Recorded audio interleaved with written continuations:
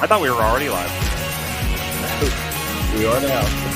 We'll catch them up. Good morning. It's Monday.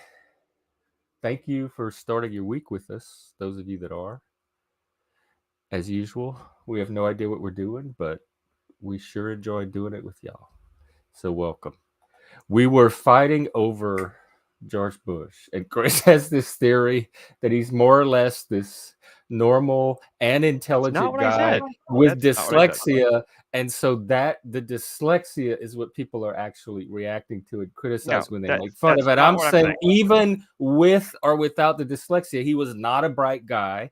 He said dumb, stupid shit that people made fun of him for anyway, that the dyslexia does not explain, and that I don't think it's this normal, ordinary person that just happens to have dyslexia. That is not enough to explain what I experienced from George W. Bush and why the people made fun of him like they did. I agree with what you said a minute ago. You said you think he's a person of average or maybe slightly below average intelligence. I agree with that. I think that he did a lot of his he won a lot of his votes, or he won a lot of the people that he won over because he had a charming folksiness to him or something like that people liked back in those days. It's kind of the same thing that Clinton did. Honestly, Clinton also won a lot with that Southern folksiness. But whenever he got into office and he would start doing speeches and stuff like that, he would stumble over words and say words in the wrong order and stuff like that. Yeah, but that's just one of the things he did. Outside of that, he was doing other dumb, stupid shit. Yeah, he was doing and being a terrible president. So the stumbling over the words was not the sum total of why people criticize Bush. That's just one part of what they criticize. I'm saying a big thing that people did with him, that they, like I said, they do with Trump, and they do it, and that to other extents they've done it with other presidents before too, especially left-leaning media likes to attack people on little just the same way that the right's doing to Biden now. But I think the right's maybe a little more justified with Biden stuff, because Biden stuff seemed a lot more like actual mental decline. But they did it with Reagan too at the end, towards the end, I remember. Yeah. I mean, I'm not saying I'm not a George W. Bush fan. I don't think he was a good president. I don't think he made good policy decisions. I don't think that he was. I don't think he was a particularly intelligent or brilliant person. Otherwise, I've even seen interviews with him in years since he left office, and he's never shown himself to be anything but kind of. It just seems like you think if he has dyslexia, that makes a bigger difference than it does. Because I'm trying to imagine Bush with dyslexia and without. And he's pretty much the same buffoon either way. The dyslexia doesn't mitigate it for me to the degree that I think you, in this theory that you presented, is doing. I mean, I'm not. It doesn't mitigate him being it doesn't mean he was a good president. It doesn't mean I think that people I just think that whenever people went after him on things like on the way he talked or the way he stumbled over words and stuff like that, I think that was. I think very little of it was that. Like, very little do I remember the way he talked. That's mostly what I remember, I guess. So maybe we just remember stumbling over words. Like here and there, he'd make some gasps, but that wasn't the core or the bulk of the criticism.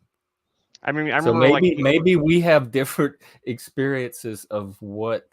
Yeah, I think we do. I think we do, because I remember watching that Michael Moore's film Fahrenheit 9/11 or 9/11. Yeah, I watched it too. I remember watching that movie, and I remember a lot. I mean, a lot of that movie, he repeated throughout the whole thing. He would repeat sound gaffes and stuff that W would make, and it seemed like the whole point of it was look how stupid this guy is, and I think you could take out the dyslexia and still get enough.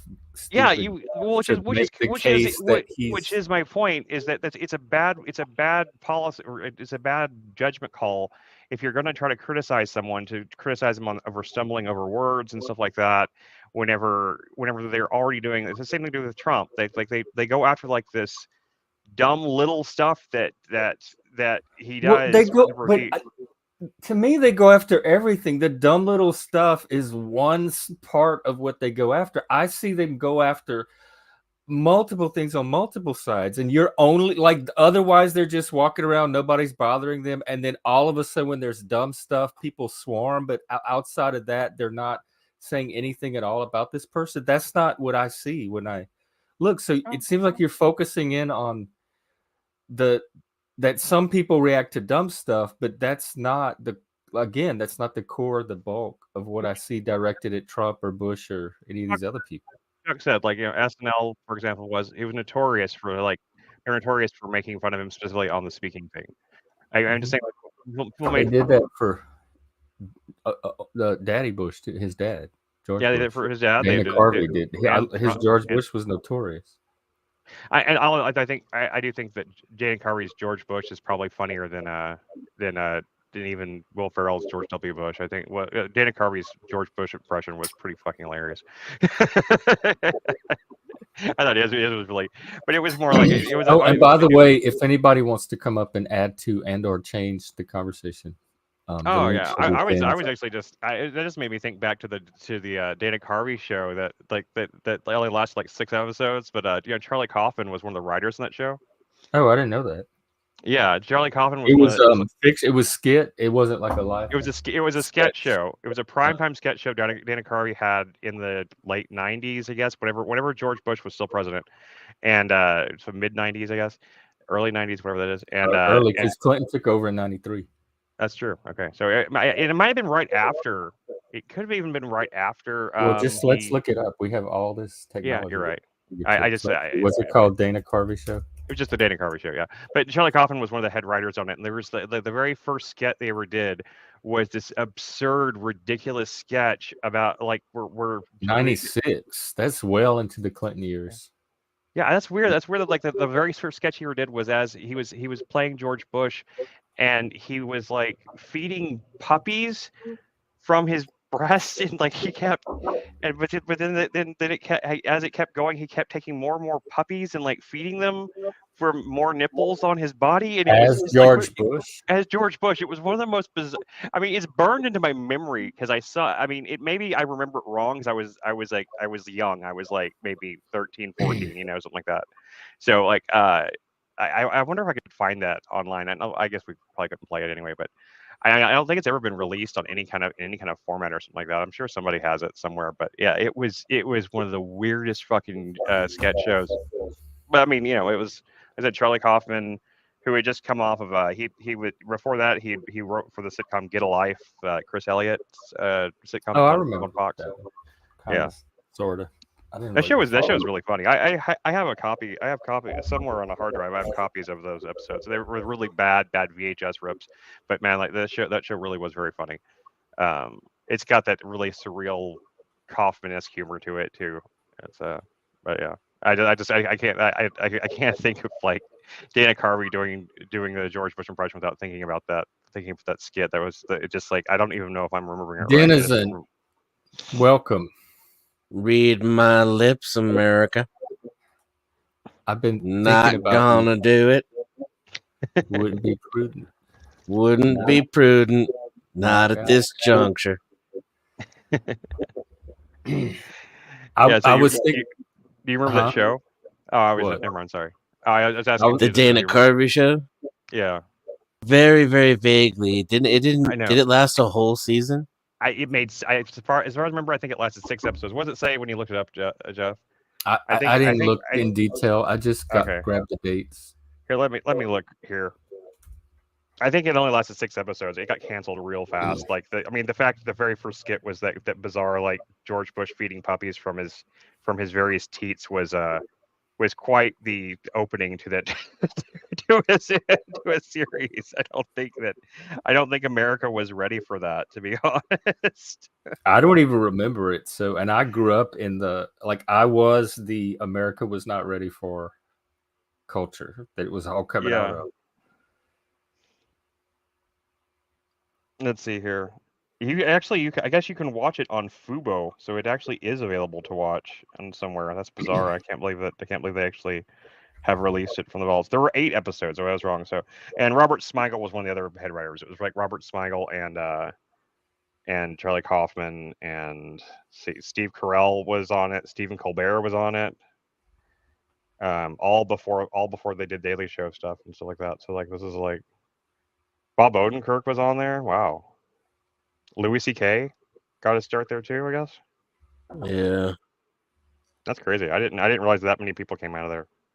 Came out of that little tiny show. Kind of like a Ben Stiller's show from Ben Stiller's comedy little sketch show that he had on Fox and like that like I every do single remember person. that one. I watched that one Yeah, like well every single like just about everybody that was on that show became like a star of because some they had sort. one with Janine Garofalo. Mm-hmm. I think Andy Dick had a segment. Yep. Yeah, Ben Stiller's show had it was well I mean the main four of them was um Ben Stiller, Bob Odenkirk, Janine. Janine Garofalo, Andy Dick, David Cross, Judd Apatow, Yeah, all those people. Dana Gold. Like, there's a ton of people from that show. But anyway. So anyway, Denizen, what's been up? Same shit, different day. Oh, okay. Well, then, speaking of same shit, I was thinking about you lately because I've been thinking about things like when you're walking down in like in the woods and you see a stick and you jump because you think it's a snake, but none of that's like consciously thought out, or things like laughter. And then I started to think about things like attraction to people. Like you have no control over who you're attracted to or the type of people you draw into your life, and you can't make yourself not desire somebody or force yourself to desire them if you want. So I was thinking of those areas where it does seem like you have no will over those things and you are at the mercy of. But then I was also thinking of things like education, learning, creativity, acting, things that it seems like wouldn't happen if you didn't have some ability to be aware of and control the process and direct it. So those are some Correct. thoughts that I had on the debate. You definitely are aware and you direct. And then if you kind of unfocus from the perception that you're an agent, then your awareness increases. And therefore, How do you do that? I have no ability to. Is it like ego death? I've never been able to achieve that. I can't. I don't know what it's. That's like saying imagine that you're not a human. I have no way to do that. I have no way to imagine I'm not an agent because I've always had the awareness of being one. it's like I don't know how else to say it except try to find your agency. You know, like whenever. It's the opposite. It's like try to not feel your agency. And that's what's hard. I don't know. I have no experience to draw on to imagine what that's like. If you try to find the genesis of any particular thought or action. Yeah, I guess I get very confused about that concept from you guys. Like there's like this you're sometimes meditation helps. You realize separate from the thought or that you have no action though. agency. So it doesn't matter where the thought or action comes from.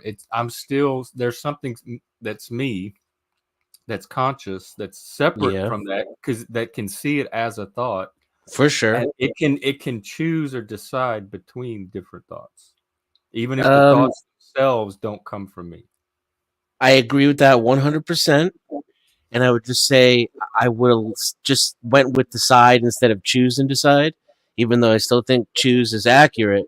But a lot of people pack stuff into choose that I think gets you a little out into that free will area that's not really proven. But yeah, what you just said, 100%. I still don't understand how that's not free will. Really because don't. It's not independent and but it's free. My choice is it's the choice that's free. I don't understand why. I don't understand why. How is it free though? And what sense of the word freedom or free does it mean? Because like we talked about it, if it's between A and B, I'm free to make either. I'm free to choose either of those options. Nobody's forcing me to choose A. Nothing's forcing me to choose B. I can freely choose one or the other. I think you're being coerced. into all of your How? decisions. Okay, so what I write down my choice and I put it down and you don't even see it, so you don't know what choice I made. How was I coerced into the choice I just made? If it's an actual choice in your life, that's a separate answer than Because if everyone's you're going to just make a trying. different choice. Like even in an election, there like some people vote for Biden or red, or some people vote for Trump, etc. So Yeah, I if it Some think was people, that would coerced, be it a seems and really. like some people choose everybody not to would vote at all be all. voting for the same thing. If you were able to coerce people, you would all coerce them to do the same result. I think if you look into voting, that's a perfect example that most people are not thinking or making choices. It's a perfect example What of do they like do? hive Just walk in the mentality. booth and blindly push one of the levers? I just think they're huge, like extremely I vote socially today, huh? like pressured and coerced and programmed into what they believe politically, especially when it comes to politics. An Well, that's individual, different from the choice, though. Like you're talking Yeah, about what informs I it. know 'Cause I know that you're was saying one of like the arguments in Russiagate, that he didn't necessarily steal the election, but he influenced and manipulated at the last minute through social media and pushed some of the votes his way. And is that fair or not? And I'm thinking that sounds just like politics. Like that's yeah, what that's just politics. politicians do. That's what they do. Yeah. I don't think it's up to most people which side they come down on politics. I think for most people, they're completely programmed and brainwashed Like, when is it it comes like to religion? If they're born into one, they tend to stay in it unless it. something. It is a lot like that. And I was trying to reconcile like what I see as like a form of mental illness and deficiency in religious people, and I think what it comes down to is smart, sane people can be religious. That's why they have to get you as children, because otherwise it wouldn't work.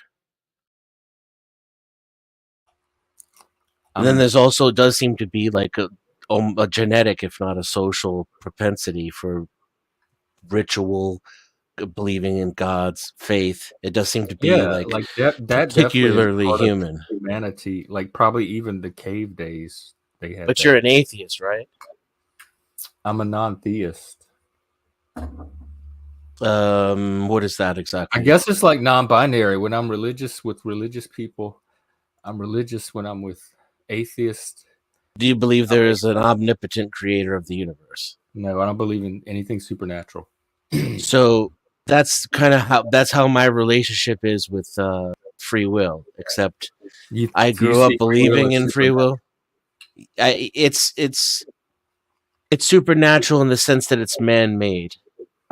Because it's conscious. Free will is just like a proxy for consciousness. It's the consciousness that has the will. So consciousness to me doesn't seem supernatural. It seems That's very really not what experimental. free will is, though. Free will is the very Christian belief that despite all the fucked upness and all the shit that's going on and all your environmental factors, that human beings are independent, divine by definition, that there's some divine spark within a human being, which would have to be God granted in order for them to make an independent choice that is not that it's independent of environment and independent of influence. Well, you're the I don't I've never said independent of environmental influence. So that is your particular Christian version of free will, because they Well, were I mean, no, that's debating just free what. will long before Christianity. But if you're talking about this inborn divine spark, I'm not even including that in my argument. I don't necessarily believe in that either. So if I for mean, you I to have free will, you have to have this divine spark of God that gives it to you. We're not in conflict, well, I'm because open up that's to not even other the type of free possible will I'm debating. explanations, but that's what free will is. That's not my definition of free will.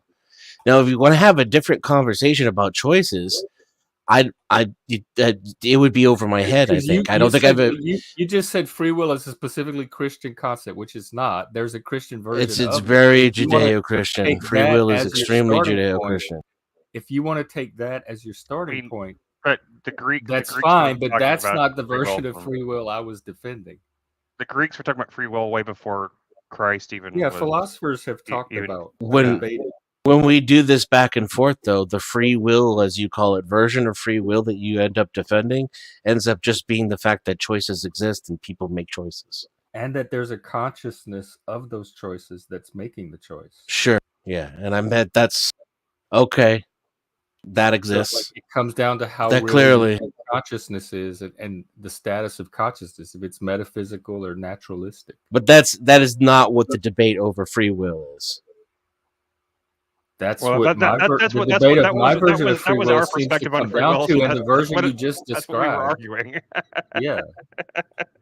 No, that conscious beings are aware and can make choices. That choices exist. A and B exists, and you as a person can choose A or B, and you're aware of whether or not you've chosen A or B. Doesn't mean anything. Yes, you it is acknowledge that exists. If you acknowledge that, then we are. There's no argument. We agree. Right. Well, because you're not. But I just want to make it So you're clear. bringing This is in not to. something This is divine. not to be argumentative. Again, I'm not this, and this is why I'm going to keep repeating this. It's not me doing that. That is free will. I mean, fucking Google it, Jeff. You know what I'm saying? It's not me doing it. You guys aren't talking. Well, but you guys aren't talking about free will, and I am. That's what it comes down to. About what you mean when you say free will, because you have this. Yeah, but it's not me. It's not a denizen thing. It just type it into Google, and that's what I'm reading to you. So that's just the point I want to make. That's okay.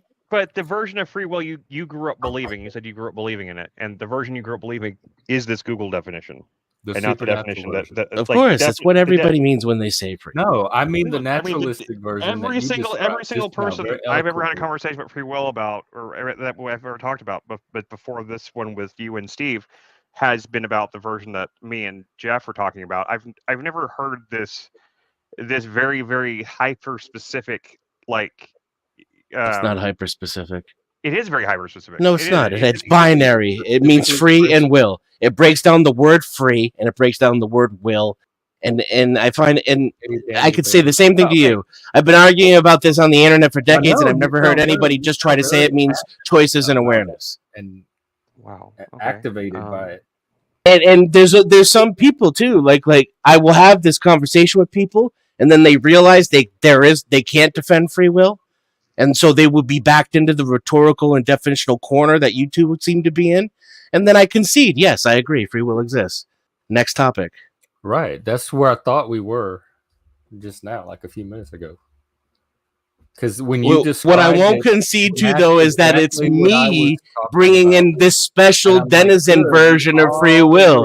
That's what I won't concede to. I'm having a normal, average debate about the nature of free will, and that's not what you guys are talking about. Hey, guys, how's it going? Hey, how's it going? What's up? It's all right. It's all right. You know, things are looking bright. Your own free will?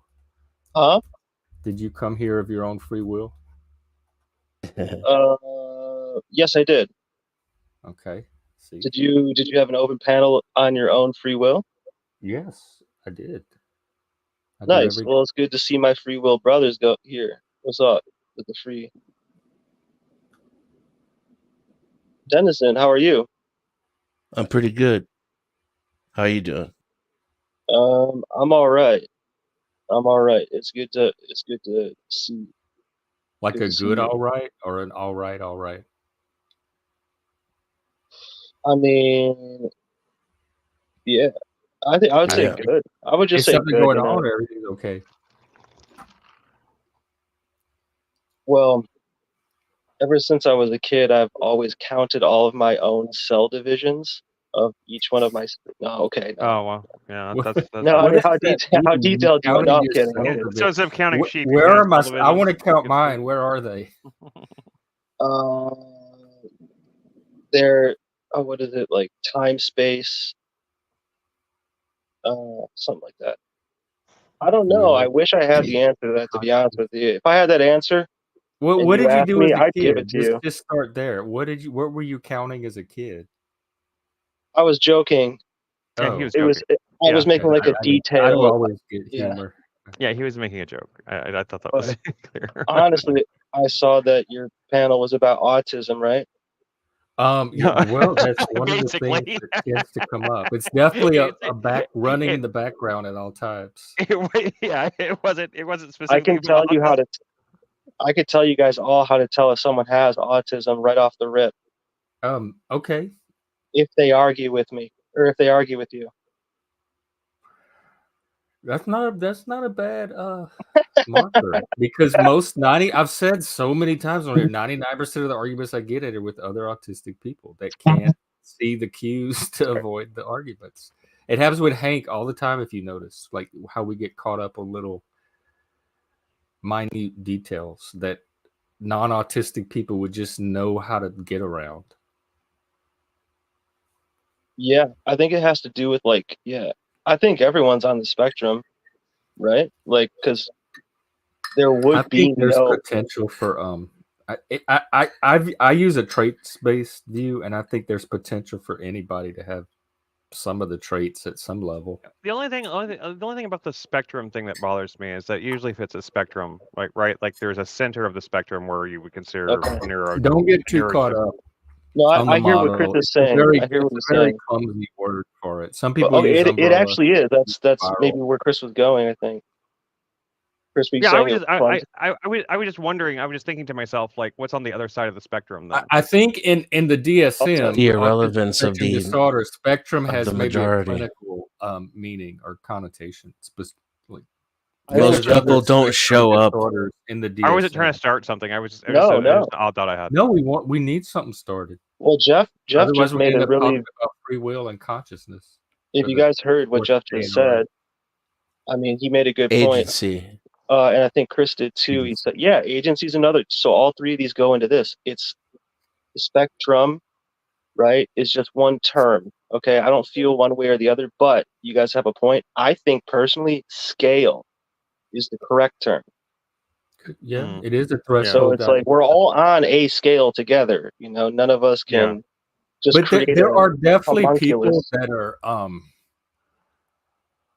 similar enough to each other Oh, that's that right. Sorry, they if you don't don't seem to mind. be Okay. like close enough on a scale to even be of significance. So I don't know if everybody's on a scale in every area. Because So they're not Jeff, showing up enough to be relevant. okay, Jeff and Dennison, perfect right there.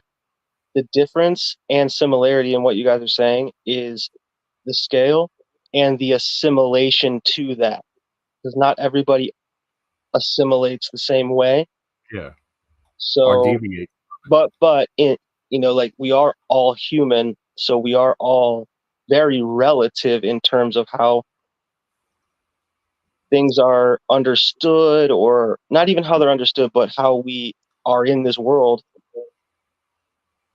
is a physical body which basically works the same, but so we're equal kind of in that, but then so technically we're equal, and then technically we're equal, but technically we're definitely different in technique. And so that's the I accept assimilation. And it is to look at that and go, wow, there is a difference, but it isn't to go, the difference is bad, because that would send us thinking about how people can't get along about, minute personal scale, because that's what I learned so far is people are using scales when they speak. When they weigh ideas and they give you their perception, there is a scale that they use. And I think it's more, huh? implicitly. Yeah. And it's like the scale, it kind of is like a screen at the same time, because we all see or get ideas through certain avenues, whichever ones, because the brain's kind of like a computer. So it's like there's an input, there's a conversion, and then there's an output. Poop in, poop out, So Well, getting back to free will, it's that conversion stage that I think we have agency and influence over. So we're not at the mercy of just input, reaction, output. But well, if True. you're somebody right. doesn't believe in free will, then to me they would go through life feeling at the mercy of just an impersonal process. I would just say aligned with. I wouldn't use the word mercy. You have to make it sound so dramatic and awful. But are you I didn't even hear that, consciously? Because Denison, to be honest. alignment to me implies consciousness, like you're consciously Like aligning you see, yourself we're with the both process. exactly But in the Denison, same We situation. already That's the we thing. already know that we all So like, agree with let's Jesus. say I wouldn't say I believe there's no free will. I'd say there's a lack of evidence for it. But for the Okay. sake of the thought experiment, let's say there's no free will. That's my belief, my position. So in my position, you and I are both in the exact same position. You have no advantages over me. The only difference is I'm aware of reality, and you insist What on advantage would it on give things you? that aren't real. So to me, the closer I am to objective reality, it can only be my benefit, right? I can only have more information than you. Yes, what's to the the extent that you can bear it, because I think humans and objective reality are not necessarily the environment Yes. that humans are designed Yes, for. the abundance of human beings do appear to be hopelessly addicted to their free will, but that has and nothing to do with how your and I'm biology not People are sure. addicted I'm not without sure it making would be known a good thing to themselves. Is that an necessarily take it addiction? away from them, and I don't even know if a lot Right. of them could survive psychologically without it. So is it free will if it's not embodied? What is not? I I don't. don't believe in anything not embodied. So You would have I to believe. like You would information. have to believe in free will if you didn't have it. Which means if you actually do the act, then that would be the free will is the action part. Because Yeah, if you didn't do an act, you would have to believe that you have it. that's what I keep trying to tell these fools. And I think if Denison may you say that too. But if say that again, if you if you do not have free will, you mhm. would have to believe that you do, unless you did the action that you would not need belief or proof. Unless you're Macbeth. That's what Steve and them's argument was. Unless They you even said did the the other day action that that when you they're would living not. their life, it feels like they have free will and they use it. It's just when they sit back and take it apart analytically that they see that they don't. Well, having no free will, I mean, it's like, what you like? Come on, you can't learn. Does that mean you can't learn? What's Yeah, that mean? that's why I brought in No, education, because it's one of the things that I robots thought of. learn. Like, how do you Computers learn. learn or have Well, education if there's no will? They learn robots differently, and though. orphans use the same etymology. Whether they learn differently is not the point. But we're not talking about computers, the right? premise we need to accept in order to keep going down that path of logic is whether or not you need free will Okay. to learn, and you do not. But you have Okay. this like divine Okay, I guess, spark of yeah. God version of free will. That's not what most I people don't. have these That's the part conversations. I'm going to push back on. I do not. Am I- Just Google it. It's what I'm talking about. It's always what I've been talking about. You guys are having a very different conversation. That's fine. Dude, it's I'm not a trying big to deal. shit on that. You But didn't bring in what I will continue to push on the idea back that I'm coming up with like the spark this of denizen-esque definition of free Well, will when people it's can literally rewind I the just read screen it and from see I from- I typed don't in know why you wanna define free will into Google that- and then I read the People first can 3 rewind sentences the that came screen up. That and doesn't see sound like a very lot of free will clearly to that read it from you the said it. dictionary, I does didn't it? say it. Chris did say it. You brought in the Christian version of this divine spark of God. I brought in the commonly referred to concept. There's no argument. Okay. Nobody Okay. argues that choices Why don't are you exist. yelling? Okay, so you want to go the Google thing. You mentioned the Google thing one time, so Because I put it in. he's I put it constantly in. interrupting me I and put in talking define over me. That's I'm why gonna I go keep on raising mute. my voice. No, that's not true. If we It took is. a vote, 3 out of 4 people would say that's not true. Okay, I You don't. I mean, literally I been don't believe yelling. in voting. I don't. That's not going to convince me of I anything. didn't ask you to believe in I'm it. not. I'm not suddenly going to stop believing in reality because the majority is You're incorrect. taking it too far. I can tell with you, you're going to take it too far a lot, but that's okay because the panel is Take- about autism after all. Take what too far? I'm merely answering your question. You're I yelling. raised my voice. Yes, to be heard over other people who are talking at the same Nobody time. was- That's what it's like on No, this you panel. literally were the only person talking. That's objectively not true. I was raising my voice to be heard over Jeff, who was talking the whole time. On video. Yes. True. Why are you yelling? Why are you yelling? I'm not yelling. Oh, okay. Why are you blaming things that aren't real? So here's trying to- what I'm just going here to is- stop taking you seriously from now on, okay? Here is what I Continue. never Google- expected you here's to, what- because I don't think you're smart enough to.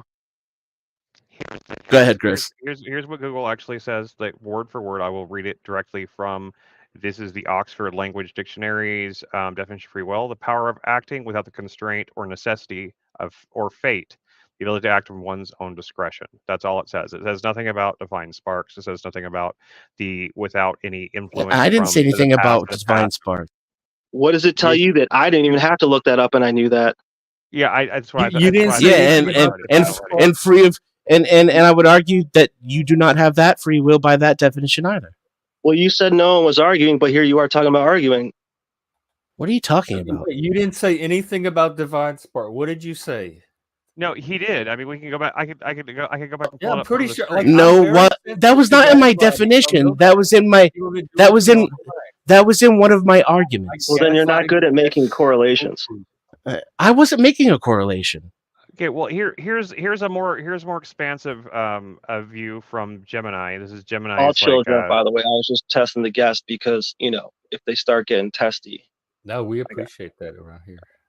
Okay, I don't appreciate I'll let it. him go back It's to yell gaslighting for and it's nobody. rude and it's not constructive to the Not conversation. gaslighting if you got caught lying twice on stream, but okay. I didn't get catch lying. Because you have no. You're utterly full of shit. Or do you have a choice to leave it? So according to we all have choices. I've already according conceded to choice. According to Gemini, Google's AI, which I mean, is suspect in the first place. I don't necessarily trust anything the AI says, but it says free will is the ability to make choices without being predetermined or completely constrained by external forces. It means your actions are driven by your own internal motivations, like desires and reasoning, rather than factors like fate or destiny, the idea that our lives follow fixed unchangeable paths, physical determinism, the theory that previous events in the universe dictate all future events with strict cause and effects relationships, or divine intervention, the belief that God or a higher power controls all actions and outcomes. No, that's predeterminism. Well, that's what you said. You said to type it into Google. Well, it's really easy. Here, I will share my screen. I will show that. I'm sharing my screen. I'm sharing my screen too. And when you can, the first few sentences of that definition, you would all argue that you do have, and I would argue that you don't. You know what? As you kept going into predeterminism, where everything is already just a matter of fate. I've obviously never made that assertion. Do you have any definitions that are very quick and easy to read, like 2 seconds even? Or here, give me your definition actually of just a bug. Is that Wikipedia? And then when you're done, and we could, no, that's wrong. We could also discuss those. We could discuss each elements of those definitions and have a conversation about them, rather than trying to gaslight me about what I did or didn't say. The definition of free will was. Precious, let me correct you. Why are you yelling? You're not talking over me, are you, gaslighter? You said that you didn't say anything about divine spark, and Chris and I are both like, "Girl, we don't." No, I didn't. I said it wasn't in my definition. Free will refers to the ability of humans to make decisions or perform actions independently of any prior event or state of the universe. You cause confusion. Full stop. You put stories together. I'm not worried. That's why I love these live streams. It's all I love. When you're being deliberately obtuse and trying to conflate it because you're upset and you're trying to whatever this game is, where you're trying to troll me or whatever, then sure, then it can become confusing. But if you calm down, no one is. No one is, Chris. I'm not trying to troll you. What I'm trying to tell you is no one is, Chris. Wiggled out. Not that I'm aware of. I don't okay, well, I don't think you're trolling either. I don't think there's. Of the four. May I just say one quick thing? That's it, and I will shut up. I know people with more ignorance than Denizen, so like I know people can learn and stuff. It makes me feel bad. Makes me feel bad that he wants to blame people. Well, I think that's really interesting. That do you not think it's interesting that when I type in the exact same thing into Google, we both got different definitions. That's really strange. It's not. I mean, it is interesting, but I'm aware of that phenomenon. It's a conspiracy. I'm not saying it's a conspiracy. I'm just saying a conspiracy is two or more people working together towards the same goal, sometimes in secret and sometimes with malicious intent. So conspiracies are kind of like how everything gets done in the world. Sure. I mean that's true. No, I wasn't suggesting it was a conspiracy anyway. I just thought it was interesting that indeed you pulled up your definition here from the same exact search terms I used to find free will, and you saw the ones I got, and it is the ones you got, and it's really strange. It's like I mean, I guess the algorithm It literally pulls Both. from like our reading history and stuff like that. It gave me a definition that actually fits my worldview, and it Yeah, gave but you a both are definition that more. fits yours. Both no. Both fit your worldview. I disagree with both. And that makes you Okay, special. Like, what? I thought you said that's where No, the I'm just definition of yours correcting the came record. from. Okay, I thought that's where you said For your what definition came from. purpose? So You're To be feeling this, more aren't you, Jeff? ominous? Your To be record more is ominous? No, just to clarify my position, which you seem to have such a problem understanding. I'm just gonna let people one watch of the the- stream and watch the comments build up. Are you one of these dudes who like is trying to live on Mars and stuff? When y'all watch it, I don't like, know what that notice means. all the time that Dan's I've seen changing people his with photo T-shirts set that and leave a say comment. "colonize Mars." That's what I'm talking about. Oh, live on Mars? Sure, I would live on Mars. Yeah. If I could. It's becoming convenient how little of information you're picking up um, for your side, maybe. And you're talking about I'm trolling. Yeah, you're the I one don't have a pretending to side. not pay attention and stuff. I don't have no idea what you're talking about. Exactly. So I beat you to the punch with the statement prior to that made you fall into my trap. Yes, I've fallen, and I can't get up. I'm confused. I don't know. I'm just I am. It's not making any autism. I thought it sense. was autism panel, and I just was trying to participate in my best Oh, it is. capacity. I'm But just anyway, fascinated. before we I'm got fascinated cut that, off like, by this guy Yeah. yelling, Jeff actually made a good point. Like well, I don't know. We were talking about autism and like how I just think there is no one perfect brain that could say, "Oh, I know that all these other brains, according to these tests, aren't. These people are like, how could you not be on the spectrum? Like, I thought we're all here. You know what I mean? Like, who would be so special that they could say, I'm the one above everyone else, and I can have set up society the way that I want." And like, how Well, some people ridiculous. are painfully normal, like statistically. They I think they go by statistical norms and then also functional norms. And so as long as you're in that range, then there's nothing to diagnose. There's nothing that stands out enough. It There has is, to. I feel like it's feelings, right? Sometimes, like, I feel like to cross a line and like I don't know, with viciousness versus like being Love. like, hey, I like your line over here. Like, I got a line over here, and I'm just trying to figure out, like, in a friendly way or whatever, because that's not business. Because business is like, I'll just take your money, this and that, and it's totally different thinking. So it's like, what do But I would wear more autism shirts personally. I never thought of it, but like, when I really think of it, like, everyone is on We the should make some. scale. I have Everyone a is on few. the scale emotionally and physically. Yeah. So there's not, And yeah, mentally. and there's I a don't know about skill. spiritually. Maybe There's a skill. spiritually we're all equal.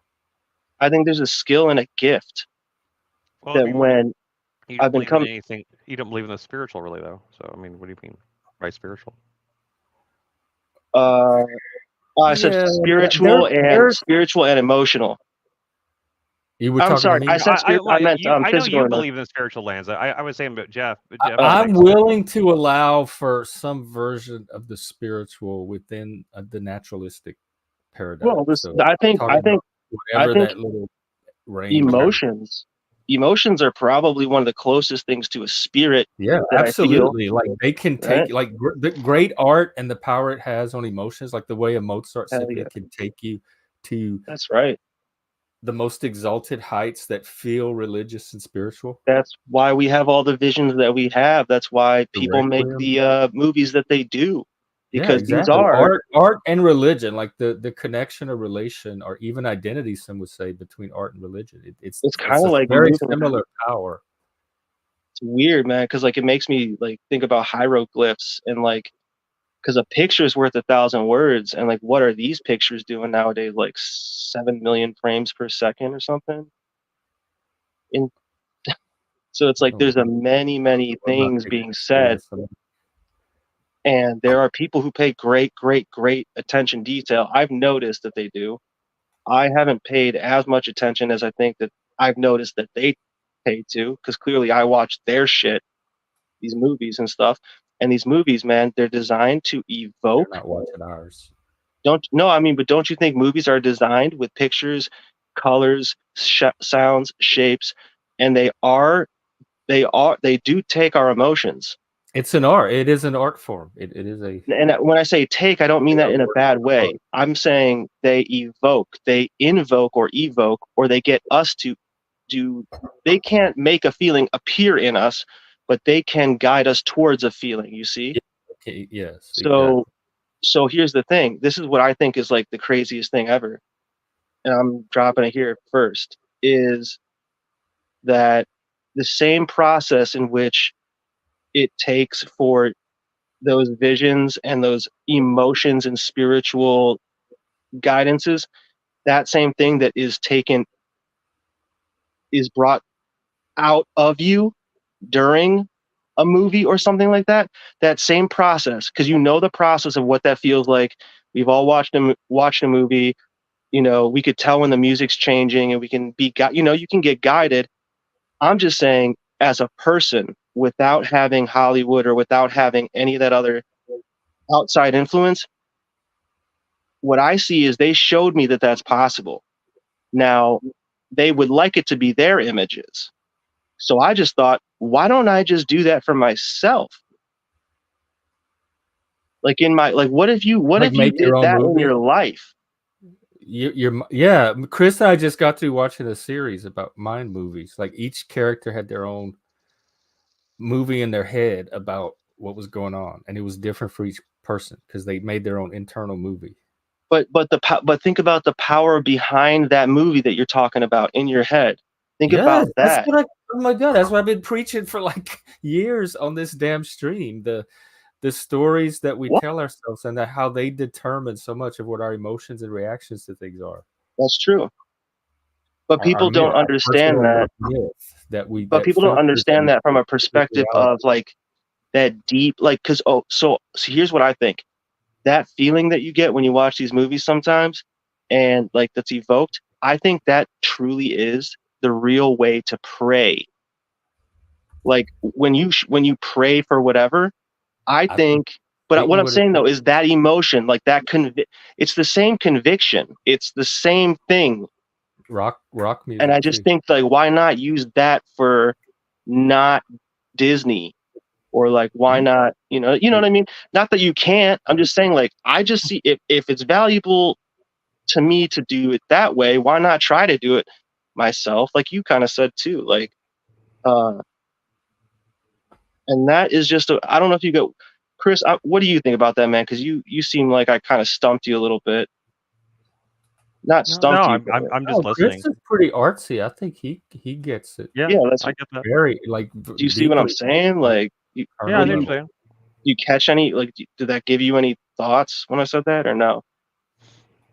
No, I mean, I think that all seems pretty. I mean, I didn't really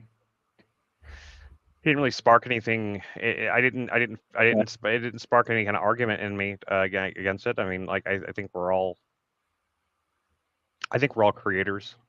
I think we're all. But you have to have some kind of will to create, and the debate on like how divine creativity is or not has also been raging since the Greeks.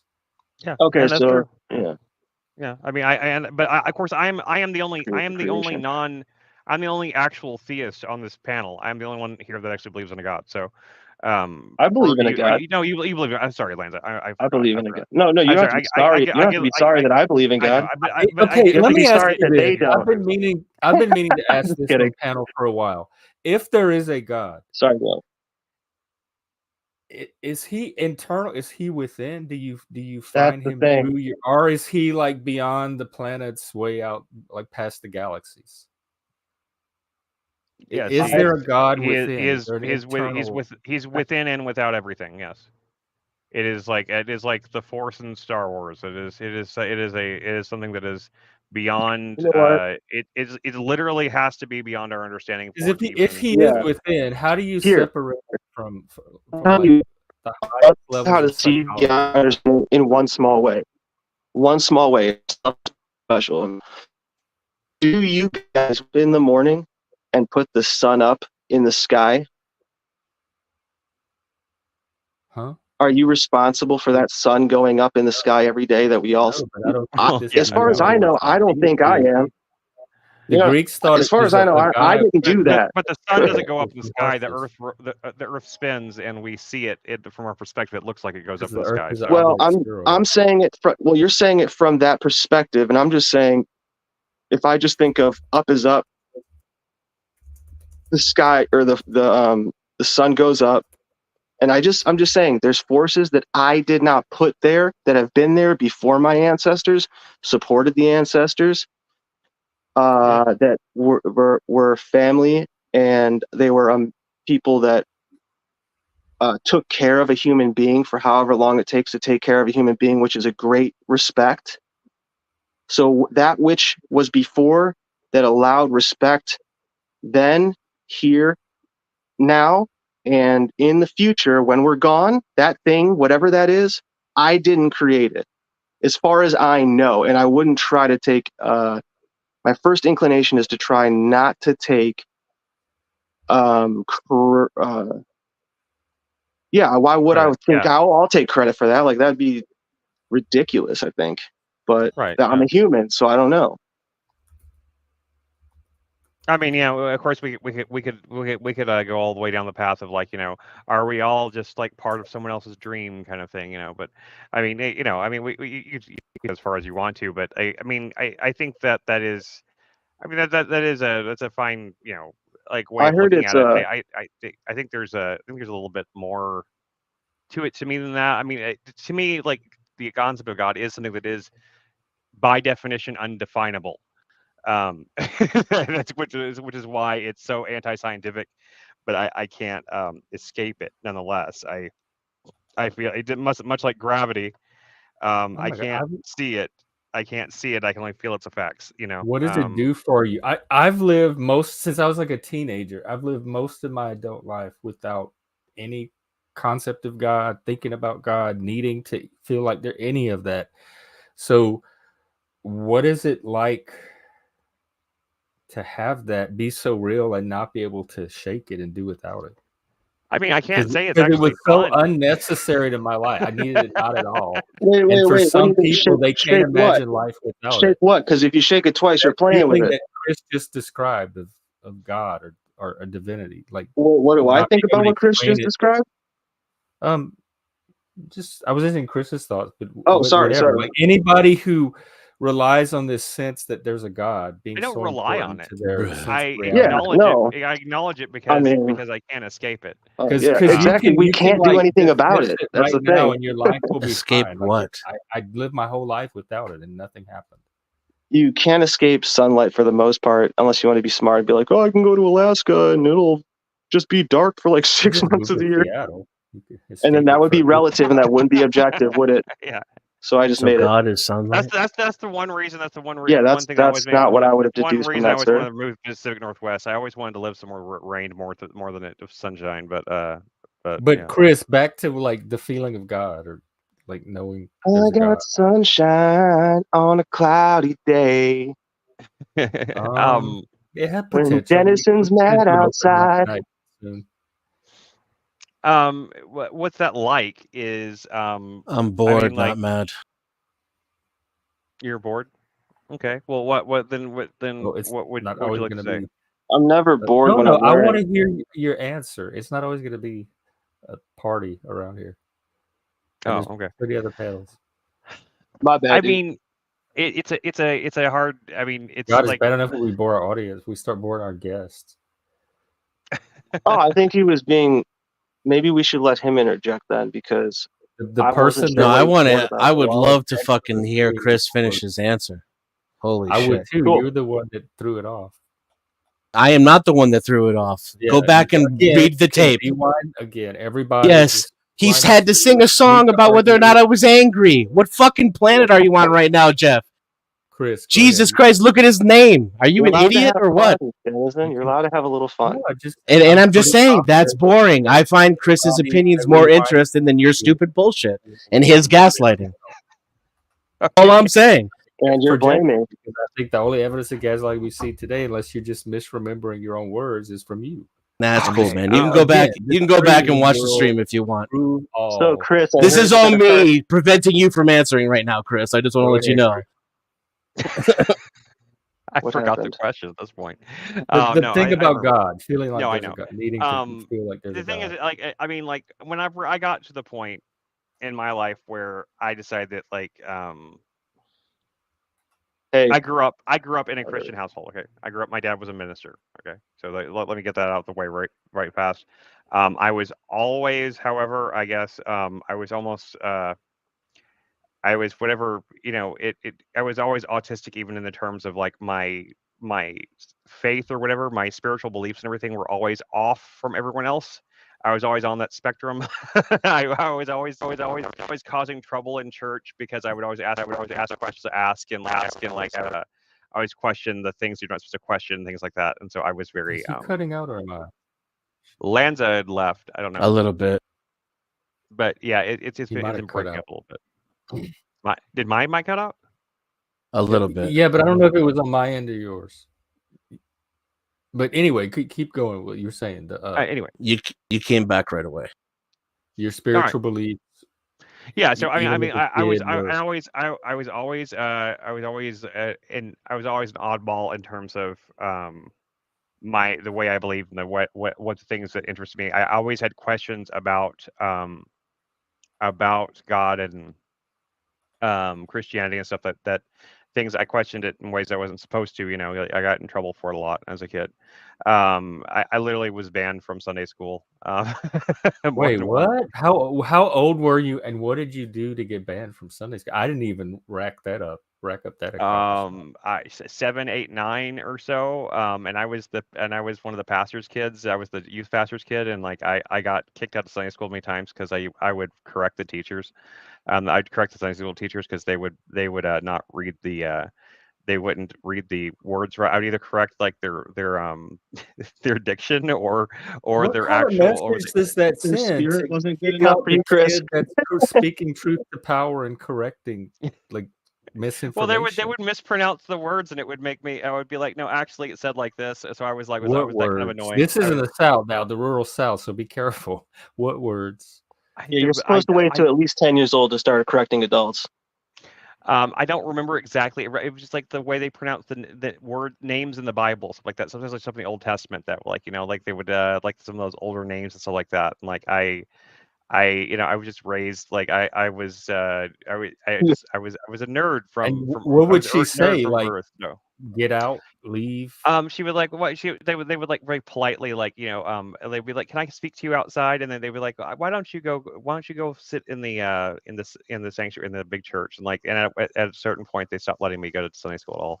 I would always have to go and sit in like I'd have to go sit in like the big sanctuary where like all adults were. Oh my god! They knew that your dad could fire them, and they didn't want to make you He couldn't mad fire. enough to tell on them.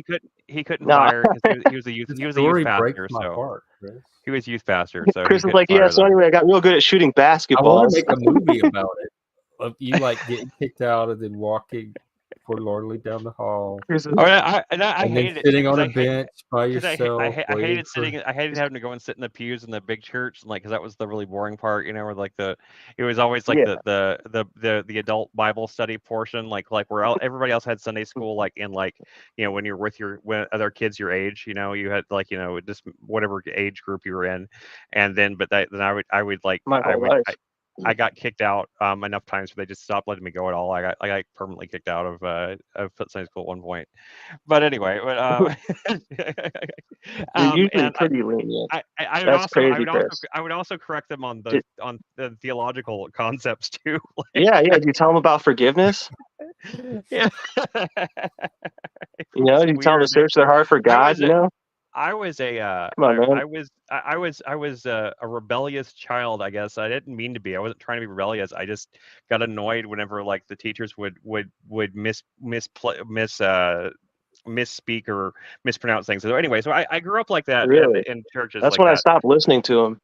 Yeah, I did too. I stopped listening to a lot of that stuff, and I started like reading on my own. I got a little older, and then some things happened in my life, and I was like, like if there's a God, then like I don't see how if there is a God and this is the way that God wants like the world to be, then I don't want to believe in him, kind of thing. I got to that point and I kind of went agnostic, and then I kind of atheistic, and I started You studying, but said there's got to be something else, right? Like this doesn't make yeah, sense. I studied religions like crazy. Okay, I studied everything from Buddhism to Hinduism to the various different sects of Christianity to Satanism to a degree to various atheistic perspectives and Scientology, stuff like that. L. Ron S- Hubbard, It's Amway. something in all throughout that time period. Things kept happening. Like, I mean, I don't know. And I don't have like I should have written them down or like kept a journal or something of them over the years. But I had many experiences throughout my life that just kept like I kept getting this. I felt this pull back to the idea of Christianity or Christ, but Christ didn't make sense to me because like I didn't understand the like The I just coming back couldn't. from the dead thing. And No, you no, didn't. not even that. It's the concept that why would God need to send or would need to incarnate himself in the flesh to save mankind from himself? It made zero sense because so it was like why would God need to incarnate himself and sacrifice himself in order to save mankind from something that only he can define, which is sin, right? and uh and and and honestly and as and still within that atheistic mindset, I started studying like religion, a Christian religion, like really deeply into very a lot of ancient stuff and a lot of like reading a lot of Gnostics Nice. writings. I started reading Greek philosophy and Gnostic stuff, Hermetic philosophy, things like that, and eventually, and Ran. through all that, I had a couple of various moments of I don't know what I can only define as like, and I hate to use this term because it sounds stupid, but it would what I can only define as divine revelation moments, like moments where I felt like my whole body caught on fire, like I When? just Okay. like No, What? I know about that. hmm? What I was know what? about While that. you were reading, or just like going Yeah, about your well, I life? was reading and I was like looking, and I always had like a rule that I didn't take anything that I read on like one account alone. I always look for three independent accounts of something before I would kind of write it down. I did have at one point I had a notebook that I lost a long time ago. Actually it wasn't that long ago. It was I got lost in the when my storage unit flooded, and like I Yeah. had a box of all my old writings, and all they were all in What was storage. one of the divine Um, revelation moments? whenever I had I had the moment when I started questioning and started realizing that like the God of the Old Testament was not equivalent to the God of the New Testament, and I felt this internal fear of that thought before it even fully formed in my mind. I don't know how to explain it. I mean, it sounds What was stupid. It divine sounds about No, it? it stupid. Because it doesn't. It seemed like that doesn't. would It just doesn't come sound from stupid. reading. Because Well, to me, it sounds stupid in my head because, like, I feel like it's because I'm trying, like, I'm saying, like, I didn't, the thought, I wouldn't let the thought fully form, like, I wouldn't actually just think it consciously, think the would it? words. But would you I understand this? knew it, Even though yeah. you said you wouldn't let it form. Does that mean that you I literally felt like understood I it? was going, I felt like this His feeling lizard like I brain was knew. going to die. Just Hmm. thinking this was like such sacrilege that it was like gonna like was gonna that this the guy I would be struck down dead Oh, even I by see. God I So there didn't was even believe fear. in. Yes, at first, but then whenever I let Dread, the thought, once the terror. thought had started, it was, it's kind of like, it's kind of like once you hit that point in sex, whenever, But it's definitely going to end, right? not to You, nitpick, but that is what I do. What yeah, makes it divine? Because that seems like just the normal kind of epiphany that somebody might have from just reading and maybe studying things. so, but nonetheless, like whenever I actually let when that thought fully formed in my mind and I I thought fully, you were going to be walking to the grocery store and there was this like blinding light and this vision descended from the sky or Yo, something. The Jeff. divine revelation. Jeff, I don't know yeah, if I no, should share this one here. unfortunately not. But let me finish my little, and then I'll let you go with yours, Lanza. Um, yeah. So whenever I let the thought fully form, it started out as like this intense fear, and then that once I actually let that thought form, that was like the God of the Old Testament is not equivalent. And once I actually thought that and like let it set in, instead of feeling afraid, instead I felt like I felt like this like weird, like I don't know how to explain it. It's like it's like this feeling in my body I've only felt like 3 or 4 times in my life, and like I felt like my whole body became charged with like this inner. I felt like I was like on fire, kind of, but like in It's a good called way, like this phase. electric.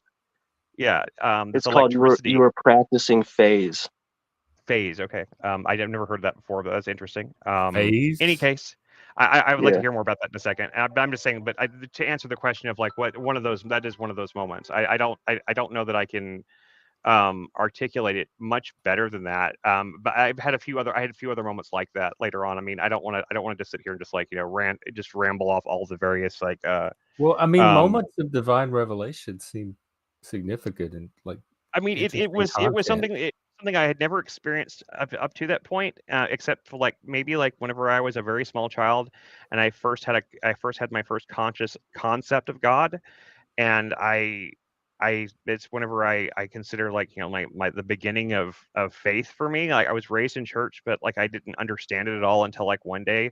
This was more like what you were saying, like on the way to the grocery store. I was on a swing set in my backyard, and I remember having like this moment of like this like consciousness of like God, of like, something greater than myself. And I remember that was that same feeling I felt then, was like I felt like this overwhelming like electricity in my body, and like and that whenever that happened again, like later on, whenever I had that other moment about like the God Old Testament, I had that same feeling that I had whenever I was like 4. It It's was like like something ego expansion or something. something Your like that, consciousness or and sense of the world expands like a rush, like an it energy rush. immediately went back to that moment as a child, and like I couldn't like, and from that moment forward, that changed my entire. I was like, whatever this is, even I don't even care if I understand it anymore. Like there was something about it that I couldn't deny. Like, yeah, and yes, it could be explained through various psychological and It's in your physiological breath. factors. If you have any pictures of horses in your folder or something, be careful. You're live, just to let you know. Oh yeah, horses. Yeah, I was like, for a second, that struck to me, and I was like thinking, like, I don't know I was where the thinking, animals. what are you Yeah. talking about, horses? I don't know. I don't understand. I forgot about the watch thing for a second. Sorry. His screen is filled with Lance, spirit, like the tell your world. story now. Tell your story. I want to hear yours. Well, And let me how see. old were you? Let me see here. Got to think now, guys. Okay. Divine revelation. It should be that. Oh, okay. Those moments would stand out. Yeah. My first thought is let's define divine.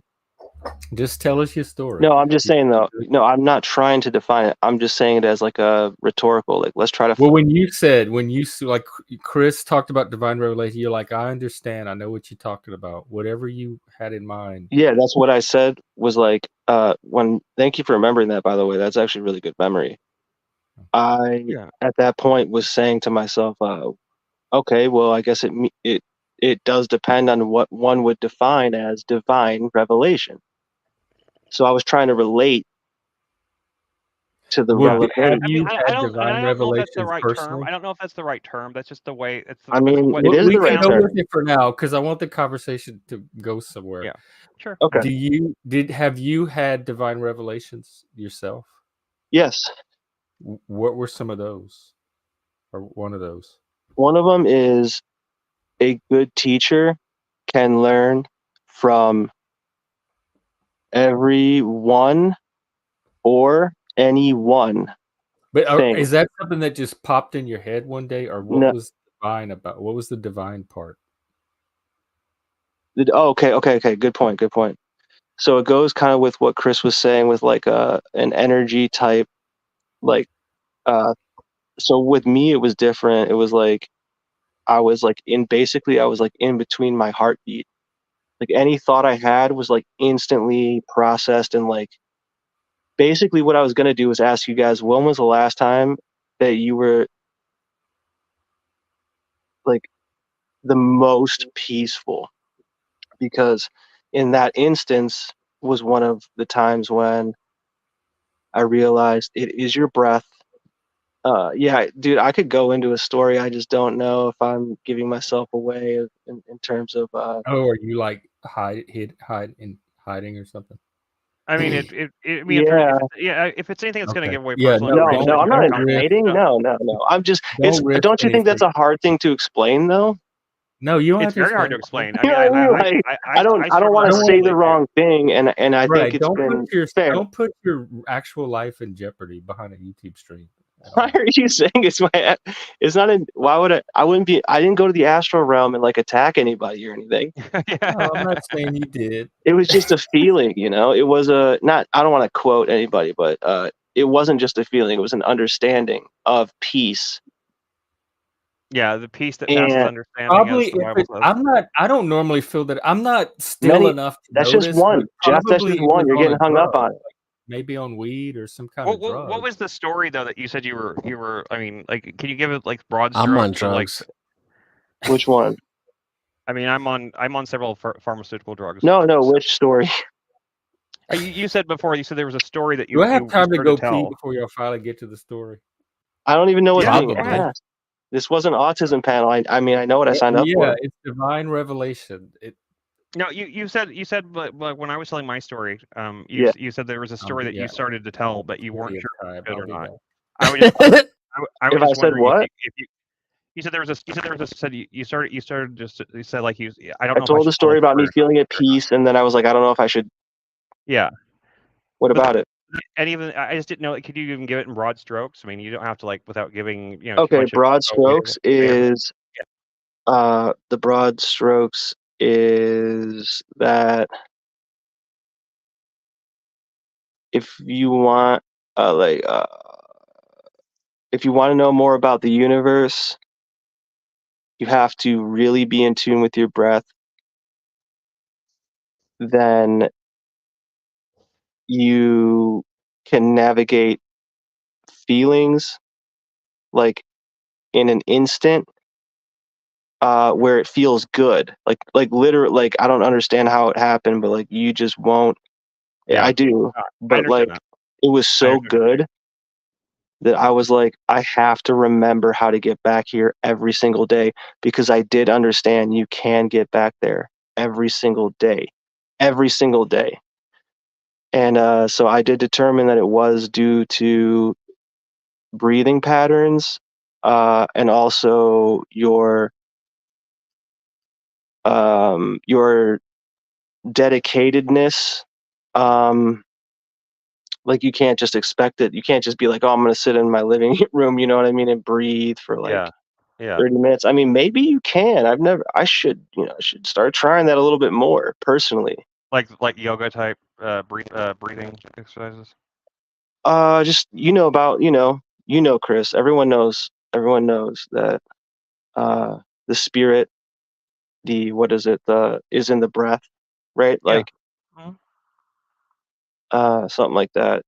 I mean, I wasn't. I didn't Inspiration or mean that. something. I didn't mean that as in a diminishing way. I just meant like I just was trying to understand like what you meant by breathing. All right. Did y'all figure out what type No, of I story know. I'm is trying about to to just. So one of the best skills, dude, is like learning how to speak and teach at the same time. And obviously, I'm not going to claim to be perfect at that. And I wouldn't be voted least possible to reach that. I don't think in terms of everybody ever on Earth. But I think you'd do fine. What is your supernatural intervention? I mean, what's divine revelation thing? like story? what? Like just their understandings in time. Their understandings in time. No, I thought you had a personal experience of a divine revelation. Yeah, like I mean, like you just, dude, sometimes you have things in life that you're working towards or you're trying to understand, and it seems like everything makes sense, but you're like, even though this is how Oh, it is working, it doesn't still make sense, and that's yeah. driving me crazy.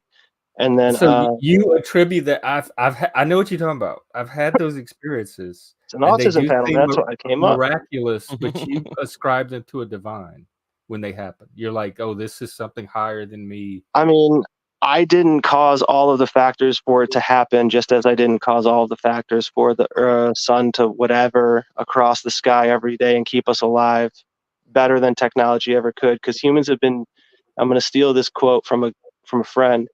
They said humans have been dealing with the sun for thousands of years. We've only been dealing with technology for about like 100 or so in terms of like the technological You mean like computers and such? I mean, cell like, because phone. technology is like a wheel. So And we're pretty smart people, man. So like, I don't think we got to worry. You know what I mean? Like, I'm with Oh, that I'm not. train of I'm thought. not. Yeah, I'm with that train of thought. I'm not trying to worry. right, yeah, I got you. Just that one is going to happen every day, and one is not potentially. Right. No, I understand that. I mean, like it's I mean, like I just I hate the I know it sound I mean like because I do have a fairly logical mind on some things and I doubt Yeah. a lot of like you can ask Lindsay. I mean like Lindsay will tell you like I like she's the true believer of the two of us. She's the one that'll I'll sit there and like I'll nitpick every little like thing that's ever happened and like and be like, well, this happened because of this and this and this and this Really? and it's it's But not she this enjoys it when wasn't you tell her that. hmm? She enjoys it when you tell her that. Enjoys. I didn't say she enjoyed it. No, I would I say mean she hates me for that exact reason. Oh, yeah, no, she doesn't hate me for it, but I mean she gets No, frustrated real. with me. Um. Oh, are you talking about a different Lindsay? oh, the other. Probably. No, Yeah, this okay. Never is mind. Never I'm mind. talking about my you're talking I wife. about the was, other. dude. I'm I'm an talking about my idiot. wife. I'm talking Yeah, about my she don't wife. really come around here. So Yeah, I don't know that Lindsay, so I don't talk. Wouldn't talk about yeah, I her. don't know that well either. No, I'm talking about All my right. wife. I was unaware, and I should have said that. But No, that's okay. That's fine. I mean, I understand. Like, there's like yeah, yeah. within the panel verse, there's other people with the So same names. the, Yeah, Sometimes it no. gets confusing. So it's Chris's fine. baby mama is a Lindsay too. She's what do my you got? wife. But What is is Denison done? Is he here? I'm here. I doubt he's done, but he may be here. Is that Is you he in in the your chat? avatar, or is that like a character from no, the that's movie? Tim It looks like Robbins. Tim Robbins. Yeah, it's Tim Robbins. Is that a Tim Robbins picture from like from a movie or is it It's a from guy like a? smoking a cigarette against his will.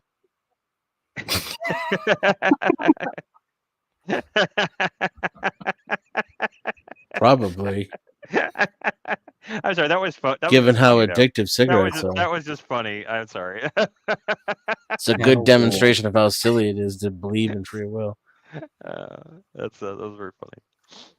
Anyway, yeah, it's hard to explain those things and like what did you mean by And like free I will experienced to space? co-opt, you know. What did you experience by What's the I experienced phrase? space? We're not free to choose who we're free to love. Like, because things So sometimes there's no free will. like love doesn't like I'm not in control of who Find times. I'm fall in love with or whatever. So Well, I sure. can But you choose are to in like control of your go emotions. along with it or resist it, but I am not in control of who that process happens to or with or who initiates it. So But you there are in are control some of your things, emotions. huh? I have learned to you can learn because I have. You can get better at shortening the time, duration, intensity, etc. And or you can even change them from one to the other. Like you can change nervousness Well, to excitement, etc. I think there's many different kinds of Slight love. influence. You know, there's many different like even in the Pretty Greek. significant influence depending on what your goals are. Like, so I've been able to hit mine. I believe that love is a choice and an action more than it is. I think the feeling it might be something that instigates it to some degree. There are feelings that instigate it, but past that, you have to choose to love. You have to choose love, and you have to act upon No, it. I'm talking about the person pops up in your head every second of the day. You can't get them out of your head. They dominate like that kind of. I would say You that's don't about every have. thought that's ever popped into your That's head. infatuation. That's They all come from the same place. There is a deep experience you're of love that's experiencing more it than just subjectively. infatuation that I'm talking about, and I feel like you're derailing my example because for the I didn't mean purposes of to. what I'm talking about, everybody can relate to a time where they didn't choose the effect that the person was having Okay. on them. They were Fair just at the mercy of it. They couldn't will it away. They couldn't. So does be love another turn off person. your free will? Huh? Does love turn off your free will then? That was one of the things that was raising for me in this debate. I was thinking hard about it. I don't have an answer. It could be one of those areas where the will is not as free as we think. Spoiler alert! That you can extrapolate from there. You know, it's every you That's have, how you eat your eggs in the especially the way you put it. Say that again. That was very articulate. Say that again. What you just said. That's every area. That you like. You said that we do not have nearly as much will as we think. No, I said it could be one of those areas. Yeah. Where I have a more granular, nuanced view. Right. Where, all I'm saying where is our that's, will is less free than we think. and now all I'm saying is that's everything. Right. And in then you're every gonna single broaden it circumstance, and that everything that that happens to you as a human being, you have less will than you think. Yeah, well, that's your claim, so I'll keep an eye on it. So there could be areas. Did Lanza get mad? I'm not willing to accept it as a blanket statement of human reality yet. He follows me around and trolls me. By the way, he has for like Colt? over a year and a half. Colt. Oh, Lanza. Oh, for over a year and a half. Wow. He goes by different names though. When did that start? Oh, okay. Well, Colt, don't come over here and harass my guest and make a nuisance of yourself. You control if you're funny. That's the rule. It has to be funny. I don't really understand. Like, I kept quiet too because it seemed like you guys were able to have a conversation with him, like understand what he's talking about. You're talking about Lanza or Cult Culture? Lanza. Who are you? Lanza. Okay. 90% of the time, like when we've been talking, having some I have corn no bombs idea lately, what the so fuck he's saying. Know who you are for sure. You know, like I just really just can't follow at all. So just is there somebody in the back? Oh, is it not Lanza back again? Look at you! Why do you want to do that? That was scary. See, I wasn't scared until the other day, and now I'm like, if I don't know this person, that's important. Because I have that image. It was very graphic porn. I have that image. Yeah, it was very graphic. And I have that image moving around in my head. Yeah. What's up? Where are you?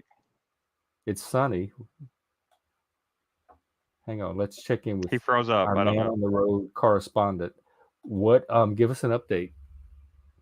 Or maybe not. Your connection is. Ooh, you didn't bring a razor. You're freezing up. Hey, Colt. Yeah, no, we're doing fine today, man. I think Jeff for a second thought that yeah, Moose, your connection is. Denizen was talking about you. He thought for a minute, but he wasn't talking about you. So that's the only reason. Moose is a good guy. Yeah. Hey, the Jeff. Colt. No, I didn't see the chat. And Lanza, if you're out there, I hope you get upset. I really wanted to know what you meant by doing good. Oh, I took it as his connection. It might have been. I'm just saying. If he's out there, I hope he comes back because. Oh, I want to hear this drama. What happened with Talcott? He apparently there was some drama on flows last night and Talcott's. Oh yeah, the stuff that flowed over into our Discord. But I don't want to dredge it up here. I'm trying to keep it. Oh yeah, that was some bizarre, like I couldn't even tell if it was serious. It was so I wasn't sure at first either, and then it seemed like no, these two really are going at it. So. I thought maybe they were play fighting. I didn't even know if they were really fighting for it first. But... Well, I brought it up because I had some additional thoughts on the topic. So that was me resurrecting it. But my additional thoughts was about, are we free to love? Like the experience of love, we don't seem to be much in control of who, the theory as I understood it from a naturalistic perspective is we're imprinted very early in childhood on what we're attracted to. And then, so as we go through life, different figures activate that childhood imprinting, and so we're not really in control of who that's directed at. A lot of it was formed before we're even conscious, and we're comfortable admitting that about love, probably because it's so obvious and messy, and we're not comfortable admitting it about just about everything. Well, else. It has nothing to do with especially when it comes down to politics. People are totally convinced that they do or don't support Donald Trump, for example. You know, assume they don't want to admit that it's just like. It's almost as visceral, emotional, and out of their control as what's the word? Sexual orientation, or or the types of love that Jeff was talking about. Maybe eros, I don't know, but that intense, almost involuntary attraction. So you're saying people have no more choice into who they vote for this year for president than they do their sexual orientation. Like, I would even put though they it think they're debating a choice that it's already made. when you were describing love, and then you used another example too. What was the other one? Oh, I But don't remember. it was I mean, like you could two probably throw examples, Bigfoot in there too, but that's just the shadow side and I of would love. say all you have to do to get where I'm coming from is extrapolate exactly what you said out into That's what I'm trying. every I'm other. trying to like a political figure. Like, which political figure resonates with you the most? It's not love, but it's a form of a person Right. having an effect on you that you have to make a choice about. Oh, if you're actually asking for clarification, I would say the only inaccuracy in what you said is the pre. Every time you say already or pre or determined, I'm not implying that. I think things can be completely natural, influx, inflow, changing every second, every nanosecond. That nothing needs to be But we're predetermined just in not in order for us to control. not have the anywhere near the level of agency and control that we think we have. Okay, that helps because that part I didn't really come out for me. But so even among this randomness and flux, we still have no agency to affect it or interact with it in a specific way that we decide. I would, yeah, roughly speaking, I have not found any agency that can be like mutually agreed upon whenever having these discussions among everyone in the discussion. Once, if Like we we drill did it down to earlier. everybody and we get to those core components that we share among each other semantically, when we get there, even the other people that I'm trying to get their perspective on free will, they can't find it either. Well, you're a hard guy to please. But it seems like earlier we did arrive at a common understanding, all three of us, and then we do all have choice. Of divine will it came in. No, not the Christian part. It seemed like we were there, and not the Christian part, the independent part. The independent part, and without consequence, like the fact that everything that led up to this moment has. Oh yeah, can you put your definition back up? There was one line in it that caught my eye that I wanted to ask you about.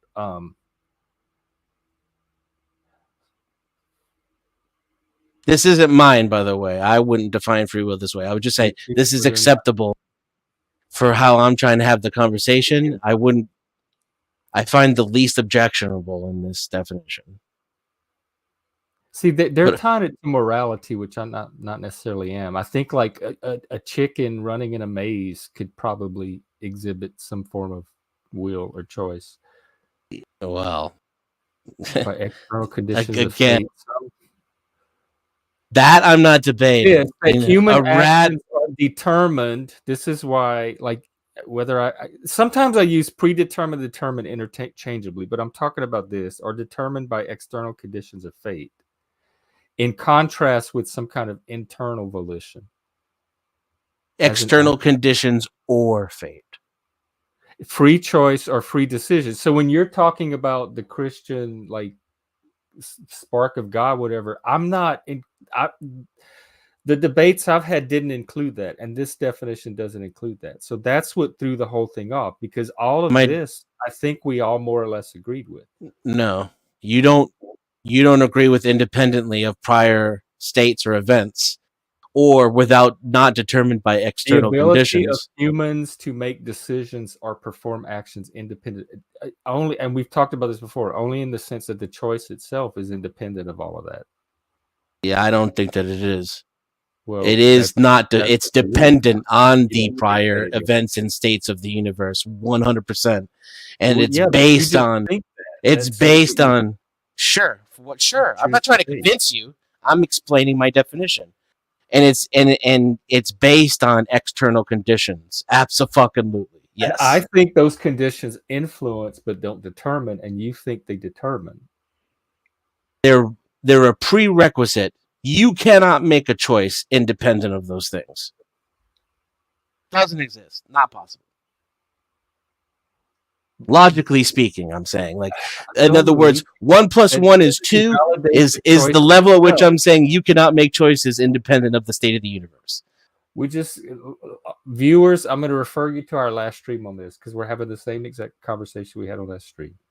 But don't forget though, I will concede to whatever this. When you say, can people make choices? Yup, sure can. Are they aware of their choices? Yup. They're contingent on past, but they're not identical with. Yeah, not only that, but like the thing that people, yeah, and the thing that people call me, I, you, etc. Those are projections. So even then, you are experiencing your own choices subjectively. I've never said otherwise. That we could definitely agree on. People have choices. That we experience our own choice subjectively. Yeah, well, I mean, I don't know if you agree on that. Experience itself is subjective. But I would say that, yes. Yeah, I could agree so far. I could agree with that. Where we disagree is the independent of any prior event or state of the universe and without determination by external conditions. Without determination, right. I think where we disagree is you see determination and I see influence. And you see choice more of a hard determinism. And you see free will and I see influence. Yeah, because if you see determinism, then I don't see determinism. Will, and because that goes a step. Influence, you're going to see more. Will. That's determinism is beyond what I'm asserting. That means that things are already determined. Well, it makes shopping easy. See, like just walk in the store and grab items off the shelf in seconds and be out of there. I have to. I don't believe. Wait and think. I don't believe in fatalism. Right, you are a part of the equation. Randomness. This was Chris. Remember that scene in The Waking Life? I don't think it's I don't think it needs to be random either. We have this exact conversation. It's that little nerdy professor guy with the. I don't think it needs to be random either. Drawing like the little atoms in the air, and he's like, "The free will believe this, and it's completely deterministic." But then, even if it were random, and then he switches to the random version of the. I don't believe that it's random either.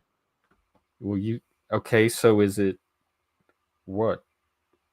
Are those just like false categories that are distracting from what it really is?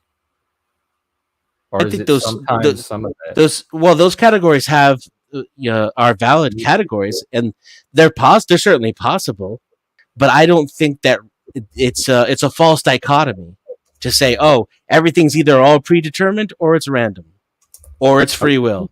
Well, I'm open to that too, but that's not the debates we've been having up to now. But that's the debate I am continuously trying to have. Oh, well, then you should watch The Waking Life because there's a whole scene in it where the two characters have this exact debate. Not that it's random, but that randomness is not required. I see no prerequisite need for randomness. It's a movie you would enjoy anyway, I think. So is it a combination of randomness and determinism? Order? No, neither. I don't think determinism or randomness are necessary. I think that's a false dichotomy. The dichotomy there is that either you, an agent, an independent agent, is making the choice, or that there are no choices, or that something else is making the choice. And that's all circular logic, in my opinion. It begs the question, because everything presumes that there has to be a free, independent agent making choices in order for things to happen. So when I'm making a choice, when I'm choosing what potato chips I want with my sandwich, the choice is already made. I just think I'm making a choice. I think that whatever choice you make has more to do with your gut biome than it does with whatever you're in the mood for that day. And to the extent to which it has to do with what mood you're in, it's whether or not you're in a mood to have the same flavor you've had for a while or to have one you haven't had in a while. That sounds nice. I can even maybe kind of agree, but that's just something you think. Like it. Yeah, nothing to go on. Just like your free will is just something you think. I think it might have something more to do with the gut biome. Yeah, I do, because I see no evidence whatsoever for free will, but I see tons of evidence that your gut biome. I've seen tons of evidence that cat shit has more control over your ability to make decisions than whatever you say this free will thing is. That toxoplasmosis has more agency over human beings than free will. Like, should I get more cat shit in my life, or should I try to find ways to distance myself. I think it might be deadly. First it makes you crazy, and then I think it has you do things that are detrimental to your health in order to benefit cats are what the parasite. What that So I don't endorse toxoplasmosis. No, I don't think anybody nobody does. I think nobody does. It looks like an evil supervillain, but other than that, nobody. It does. It's like it's magic god poop. Get more of it. It's good for you. This is an entertainment channel, by the way, just in case there's an idiot out there that we would take that seriously.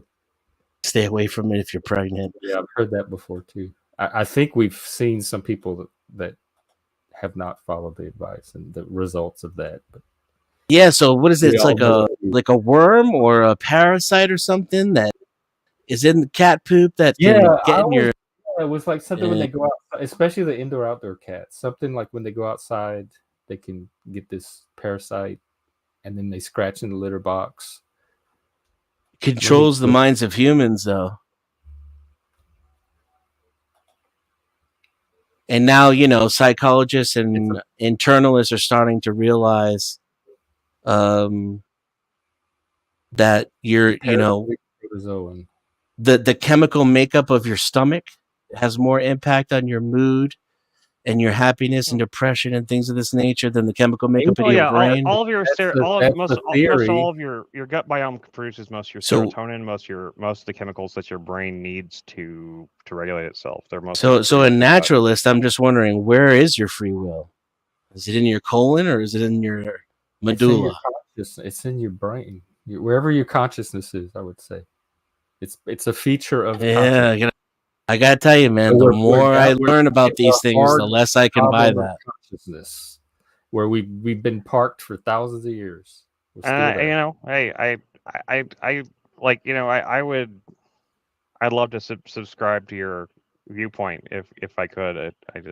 I unfortunately I am burdened with a belief in God that I can't escape. So yeah, you were gonna talk about how that was so necessary to your reality, because I said I've gone my whole life and never had to worry about feeling it. It's been absent, and I've been fine. My life has been very rich and meaningful. Yeah, and that's great for you. The idea of not having it threw your whole life off. It's not the idea of not having it. It's not like that. It's that when I tried to run from it, I tried to fight it off, I tried to logic myself out of it, and things always happened that were beyond my understanding and were beyond beyond logic for me, and it just kind of broke me after a while. And it's there's this old quote from Flannery O'Connor that says it's actually harder to believe than not to. For me, that's the truth. It's harder for me to believe in a God than it is to not believe in a God. It's very easy to not believe in God. There were strange things that happened to me too, but I never ascribed them to an intelligence or a force. It just seemed bizarre, really bizarre. Yeah, I mean, and that's what how I wanted to. Especially if they have to make sense of something, therefore God. Your brain is playing a role in some of that. It wasn't like I couldn't make sense of something, therefore God. It wasn't. That's what you said. You weren't able to. I am oversimplifying for the sake of brevity. Well, please elaborate. I don't want to get into all that today. I've gone into it. It's such a long. Because I was going to say, what is the point of faith? We can wrap up then. Yeah. We were reaching. No, I just feel like it's kind of circular because I've explained I've explained myself to. I've never had this conversation with you before. I was trying to understand what life is like for somebody that finds the concept of God so indispensable to their. It's not that it's indispensable. It's that that to me it's simply a fact. It's not that I need to believe it. It's that it would actually be easier if I didn't. But in my reality, what keeps you from not just because that is where that was my beginning point. Is Probably. I my mean, my whole life was me doing that. Like, do I need this concept of God? No. Okay, I'm gonna throw it out, and then I just kept on going, and everything was fine. So, what keeps you from being able to just toss it aside? I mean, according to Denizen's worldview, because I don't have free will. According to other people's worldview, it would be because But what keeps you? No, you don't need free will to reject God. why? You could just be aware that there's no evidence Maybe for it's God. like love. He's just captured by it and doesn't have a choice in Right. the matter. And I would say, like, judging from the little bit you and I have interacted, you're analytical enough to where I don't think you believe in God if you weren't taught it at a very young age. Who, No, I Chris? mean, I specifically Yeah. I tried to logic my way out of it. Instead, my research led me to something that actually made Christianity make sense to me. But that's what I'm I asking. actually What answered it happened? once I answered that mystery of the whole conundrum of the paradox of like why would God need to incarnate himself to sacrifice himself for sin that only he could define. Once I answered that question, then it all came into sharp relief, sharp focus for me, and it became not just a concept, but something that actually makes sense to me on a cellular And it was that the level. God in the Old Testament was not the real God, which Yeah, was the well, that was the non-free first part. The first will. part, and then like the second part being that the concept of an antichrist was something that was created in like those Old Testament times, and that necessitated the need for a Christ or or an antichrist, if you want to say, that needed to cancel that out and therefore bridge that gap between God and man, What and it that's so abstract that I'm trying to it is make it's sense. very it Like, is very abstract, and Well, what's curious, it doesn't make sense in words really. It's like something that what makes does sense to that me on do a for soul you for level. religious wise, spiritually? Does it fill you with life? To like, it seems so recondite. but it's not. You're describing it from someone who's coming from the perspective that there is this ultimate that God exists. First of all, the presupposition is that God exists. And then there's some other presuppositions that, God is this, Old Testament God is this, New Testament God is this, Jesus is this. But there's some inconsistencies. And when you were able to find out the proper mythology in order to make the entire picture make sense, that's what to you became revelation. And that I Right. wouldn't argue with that. That makes perfect sense. I have a similar feeling if, I'm like, how many different versions of Batman have there been? I really Yeah. like Batman. Right. I And that's a good point too. And like and once again and by whenever I express my beliefs, I don't expect that other people would share them, and I don't expect that I don't expect I wouldn't try to talk I'm someone just out of trying to their own. understand them. I'm trying to Yeah. Yeah, no, understand what and that's fair. That's kept fair. you from Beyond the taking. point of argument, it's curious. Like I Hmm. am curious. I First, like completely what is the point of faith, and why you learning something about a story? Like I'm sure you are a well-read person, right? So you've studied parable, things that you don't believe to be mhm. divine, right? Mythology, Greek mythology, for example. Yes. Well, Why? okay. Let me explain this then, and this is something that's really hard to put into words. And this is part of the reason, I hesitate about talking about it because it's something that it sounds so contradictory, and so it doesn't sound it doesn't sound sound. I guess that's what I'm trying to say. It sounds very unsound in general, but like I believe it somewhat literally, but I also believe that it's possible that it's not literal, but simply allegorical or like metaphorical on some level that only makes sense in a innate spiritual sense. I there's a part of me that knows that the stories and stuff may not be the actual in totality facts of the matter, but they are the representative There's still a truth within the text. equivalent. They're still the truth in the text, yeah. Sure, But I agree with that. they're the representative equivalent of the truth or of It's the fact. man's best estimation of philosophical thought at the time in the Bronze Era, and there's some value in it too. Yeah, Uh, yeah. That's true. That is true. And so like so whenever I'm speaking about it, like I mean, even though there's a part of me that believes in it, kind of in a literal sense, but at the same time, I also recognize the literal isn't necessary for my belief to for it to even be there. Like it doesn't. The literal isn't essential to my belief system or what how I believe things. I do believe that mankind has a purpose. I do believe in there. I do believe in a divine spark of us in a sense, and I do believe that there is that our purpose is to ultimately that I think that free will isn't something that we have in totality at this point.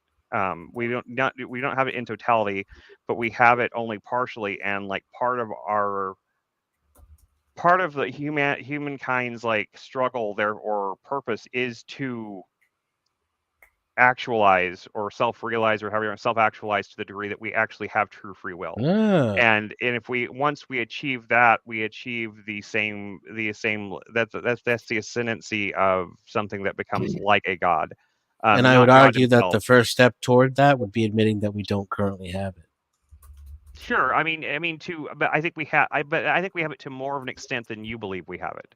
I think we do have it on an innate level, but we don't access it the way we're supposed to, or the way that we need to in order to be to actually be able to control. I think the point of faith is I don't know. I mean, like whenever I read the words, that Christ spoke about, like if with the faith of a mustard seed, you could tell a mountain to take up legs and walk. There's something about that line that resonates with me on a very deep level. That like it's like something telling me like that there's something true about this, and like even though it sounds ridiculous and it sounds absolutely fantastical and stupid in a way, I do I believe there's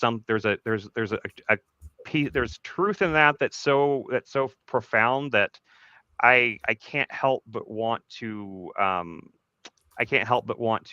they say like lurching forever towards Bethlehem. I'm constantly looking for I'm constantly in search of that meaning, and I feel like that's part of the point. That's part of the point that we're here for, is to discover that, because like in within that, I do believe that we do have the ability to create and to choose our own reality to a degree, not necessarily other people's realities but our own. I do believe we can influence our lives in You're positive choosing. ways and negative ways. I believe that we can make a mountain take up legs and walk if we could achieve just that faith of a mustard seed thing, as it says, whatever that means in its totality, as ridiculous as that sounds. And like and I say this in full knowledge that it makes me sound insane. I mean, I say that for full knowledge that it makes me sound like a moron. Um, that's it's part of the way. And I, as someone who was raised I always had a very high IQ and things like that. And, I was raised to be to and my dad was a minister who was actually very academic himself, and he was also he had a double major in theology and also in computer science. So, I mean, that's the product that I come from a family that was like hyper logical and hyper theological at the same time. Okay, so you see what I'm saying? I mean, like literally computer science in like the old school, like literally like logic based programming type sense. Okay, so like so my father's um actual, like, his mentality is very very logical, but also What's the difference between the Bible and any other book? nothing really. The It's Bible's simply not really a it's simply an single instrument. book. It's simply an instrument by which God can speak through it to us, and Well, he just like didn't do a very good job. That's his. So is Spider-Man real? Spider-Man doesn't have to be real. How could he have made? But But is you- Spider-Man real? but you could in theory derive divine revelation from a Spider-Man comic, Well, if right here, Right. if God chose to I speak to you through it. Yeah, I agree with you, right? So, but is Spider-Man man-made? Yes. Stanley, what's the name? Stanley. I watched his reality show. But The just man because is next So to is- hero. just because Spider-Man's man-made and They had this also big fat fictional black lady doesn't that mean would throw donuts. and That was and just because that doesn't mean that there aren't historical facts in the Fat Bible as mama. well. I mean, God can speak to you through history book as well. Well, it's very that's based on, archetypal. So history repeats itself. Sure. My point is I though, don't would believe you it. say one of the differences between Spider-Man and the Bible is that Spider-Man is written by a man and the Bible was influenced by the word of the all-knowing, all-powerful, all-loving creator of the universe? I don't necessarily. I think it was written by Why is it fallible so people. uneven? I think it was written Is by that the human one beings, with and it was Toby? they were fallible, and they were Toby simply Maguire? My kids used to communicating tell me I look like their him. viewpoint They call me of Spidey. what they experienced, or therefore they heard or heard in turn. And do you think that they were trying to convey that there is an all-powerful, all-knowing, etc.? All right, In some cases, yeah, maybe a sure. little In some conspiracy cases, world. in some cases, they're simply accounts of historical events. But yes, in some cases, they were trying to convey that. Yes, And you believe that's a fact to be true, I believe that there is a. objectively? I do believe that there is a And source Tony of all Hawk life. was the other one. The I do skater believe that. guy. Mm, I do believe that all life, all matter in the universe did come from somewhere, and I do believe that. I believe I that believe that. I believe that whenever I look at, I don't believe that that life That's a good came take. out of complete randomness. I don't. I see that I don't in believe my that either. in my exact like estimation of the world. I see that What in if it my wasn't randomness? What somebody pushed a button? Well, I'm there just has hoping, like there has to be a for, prime mover. There has to I be a prime asked a mover. yes or no question, right? And Oh, instead I'm he sorry. started to Sorry, moving. I didn't mean to. I didn't mean to go No, no, off. no, no. It's What okay. I'm just happened? saying this is what I'm getting at, though. Is like, when I put it to you that way, you had pause. You stopped, and then you started to explain to me what you think. And it basically, let me put it to you this way: your answers were kind of like if I asked you, "What is your critique of atheism?" instead of the question I did ask, and I would agree with your answers, but I don't presuppose an all-knowing, all-powering, all-loving creator of the universe, etc. I Do mean, you? like the term "all loving" is kind of I think it's kind of a misnomer. But yeah, That's a Omnipotent. American thing. Historical um Christianity doesn't really have this idea of this all-loving God yeah, that has a personal omnipotent. relationship Omnipotent, with you. omniscient. Sort of. I mean, yes, but but it's something on a deeper, more cellular level. It's something. It's not supernatural to me. To me, Cellular. it's ultra natural. I guess we could say it's the actual like the core of the atom. It's like like the nucleus of everything. It's what Then what does it all have to things do with the is the Bible? building That blocks sounds to more it. like So science. then wouldn't the Antichrist and the killing of Christ then have to be allegory? It might be, but but something about it like rings true to me, and I won't defend my views on that as saying that I am standing on the most solid of ground with that, beyond like a subjective viewpoint. I fully admit that my viewpoint of that is subjective, and that it is not logically consistent. But I nonetheless What's it based on then? it Feeling? is basically feeling. Yeah, I mean, I Physical hate that. feeling? Physical, or I don't know, something deeper than that, something that's like something that goes beyond any other feeling I have. So just a feeling, You have more children, of a right? feeling than Yeah, other you have a feelings. Yes, daughter. Love for your it's daughter beyond that. I love my daughters very much, but like the feeling, or the sense I get of like the sense of that truth, or whatever you want to call it, is deeper than even my love for my children. Holy shit. So it's overwhelming. And Yes, what's it it is overwhelming. directed toward? A concept? That certain things. A Sorry, go ahead. concept of a truth, a concept of a core. That certain things ring true is how he put it Yeah, earlier. yes, there's certain things they literally ring, they vibrate in my cells. Does that make sense? Like, how It whenever you does. have It doesn't. whenever a bell rings. It makes me think of like the woke and emotional truth. It doesn't make sense as Yeah, truth defined from a I admit that. rationalistic perspective, but like I think love is That a is form of their God truth. hole, Like, by the so way, who Jeff. I you think. fall in love with is a form of truth, and so it has an emotional truth to it. But that's not going to help me understand it logically.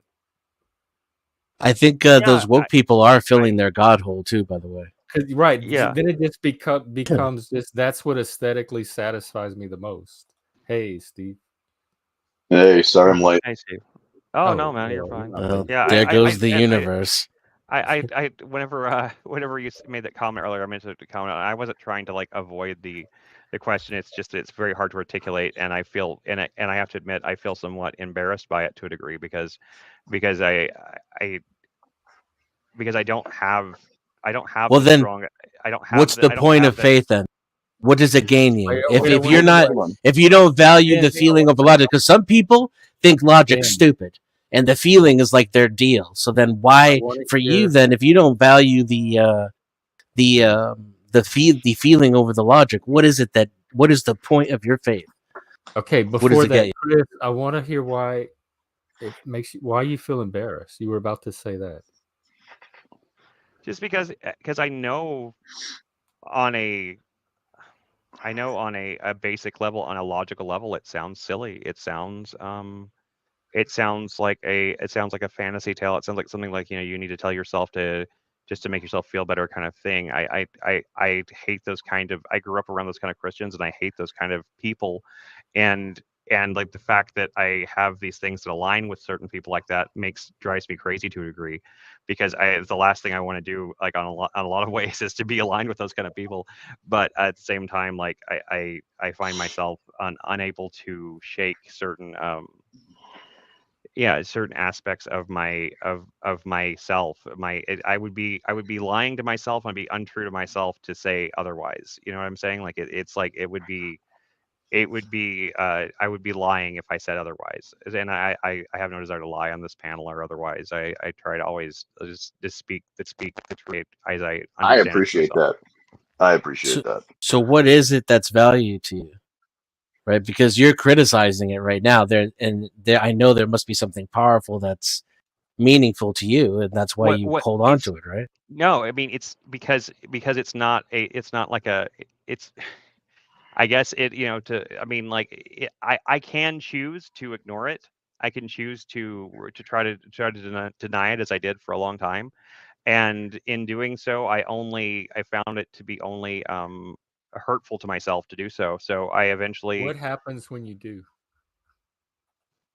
my life actually always got the worst whenever I specifically Hey, tried new. to deny or run away from that. And that even includes the last time my life went to shit. I was So, going like through a phase. Pavlovian conditioning from I your maybe experience. I guess. Well, yeah. Um, What is it that you're actually saying and doing differently when you're in that mode? So much for Will. I don't Yeah. know exactly. It's like a denial of truth that the same way a lie. If you lie to somebody, if you lie to somebody about something basic like that lie, even though it might be entirely innocent seeming at the time, but that lie can come back to bite you in the ass at a later time. You can get bitten by a dead bee, as they say, right? Well, Um, truth is something that we You can can get bitten by a we can dead bee. prove, we can test, we oh, you can. never heard that term before? Bitten by a dead bee. No. Yeah, it Well, bees turns don't like bite; they sting. But well, they sting. Yeah, I know, but somebody it's would have to pick the bee up and stick it Some inside bite, no. the dead bee well, itself. it's the idea is like, okay, let's say that you're allergic to bee sting, right? And you can step on a dead bee, and the stinger can go into your foot, and you literally have an allergic reaction and die to it. And that's I that's don't the call that concept. getting stung. I call that stepping on Yeah, a. but it's just a concept in like it's just a concept like Well, this like an idea okay. that it's a Let's. metaphorical I concept. will It's a get tangled up, metaphor. and I'm going to let this one go. It's a I will metaphor. get tangled up. It's a metaphor by the fact that you can get like stung or I'll killed by Google it. I'll something ask AI. that doesn't even like matter. That is no longer a relevant thing. It's no longer alive, but it can still come No back longer and has bite you in the ass. agency. It no longer has Like a agency. Yeah. zombie bee. Well, the thing I'm curious about is like how you've explained, and like I'm not trying to talk you out of anything. Again, I think everybody understands that I'm not trying to talk you out of your faith. Yeah, that's fine. Yeah. But there are You're parts trying to that are talk very yourself out curious of to me because in some ways you explain something with kind of another thing that needs or requires more explanation to explain the Right. first thing. Right. And you use the word truth when you're talking about this belief in a deity, right? And I'm trying to understand, because the like truth, most people would consider truth something that is provable, that is falsifiable, that is we I can agree. test for things, and we can come to a consistent consensus on the things that hold this place called truth. So what is that truth that leads you to that belief? Because if it's truth, then it's not belief, it's knowledge, right? So what you're doing is you're making the claim that something is true, therefore it is knowledge. And that's kind of where I'm confused a little bit. Sure. No, that's understandable. That's entirely fair. And like I said, like that's why I said like that's why I hesitate about it in the first place, because like I feel like I feel silly saying it, because it is kind of antithetical to a lot of the things I do otherwise espouse to be true about the way I see the world. And I get I get this I get this cognitive dissonance in myself whenever I speak about it, but I can't like I said, it's like truth in a way that like it's peace that passes understanding, as the Bible says, or something like that. It's something that goes beyond my understanding. It goes beyond my ability to fully comprehend it. It's like almost, like I said, on a cellular level, like something that's deeper than my brain or my heart or my lungs or anything else like that. It's something that's so, it resonates with me on a level that that literally like vibrates my inner self. And I'm fully aware that it sounds insane, and No, BDSM does that to me. Like I know that feeling. I'm being completely serious. I yeah, know no, that that's fine. Yeah, feeling. That's just where I encounter yeah, it. I'm trying to like use that as sure. an No, that's analog to understandable. try to I've bridge what I've you're heard people say saying. that before. Something like there's certain So sexual like things like too. the feeling that BDSM or certain ideas from that strike in me, like evoke in me, is the same that same kind of elevated sense of Yeah, the sublime that yeah, the idea of God doesn't. Okay, well, I understand that on an emotional level. That's very powerful. But that a fantasy would do that. But I know that they do, because they do it with me too. This is a different type of right. fantasy. Yeah, and and, and I am fully aware, and also capable of accepting that, in the end, or whatever you want to say, that like that my beliefs, like they maybe, I may discover, at the end of my life or something like that, I'm always open to something that could come along and actually change that belief, if something resonated with me more, something be it something I would learn, or something that someone said to me, or something like I am open to change. But I I'm don't not like closed if off the to it. belief adds something positive to your life and gives it meaning. That's I what I was think trying to it's ask. kind of I'm still cruel to curious. try to come and like convince you to give up your belief or rip it away from you. I'm trying to No, figure it's out not. what that is, though. I mean, I'm still searching. I'm still a searcher. I don't, as much as like I have a worldview at this point. I am still searching for anything. I'm still Well, looking for I don't anything know if that you're in might the challenge right that. place or the wrong place. I try to challenge those beliefs all the time, because I feel like if they're not challenged, then they're not valid. If they can't be challenged, and like that if in with if it would be You that must be in the easy for right place. someone to simply someone to say, like, to bring up some logical conundrum or something like that, that simply like just like, well, yeah, okay, I don't believe in God anymore. If it was something that simple, then it wouldn't be all that meaningful really in the first place. So Do you have I'm an always, answer to the question, though? no, to answer the Are question you of what does it mean searching? to Is that like the no. answer? Like you're still looking? I am still looking. I am still But I looking to understand. digress. But I feel like, but I also believe that that search is part of the point. It's part of what we're supposed to do. It's part of the meaning of life, if you will.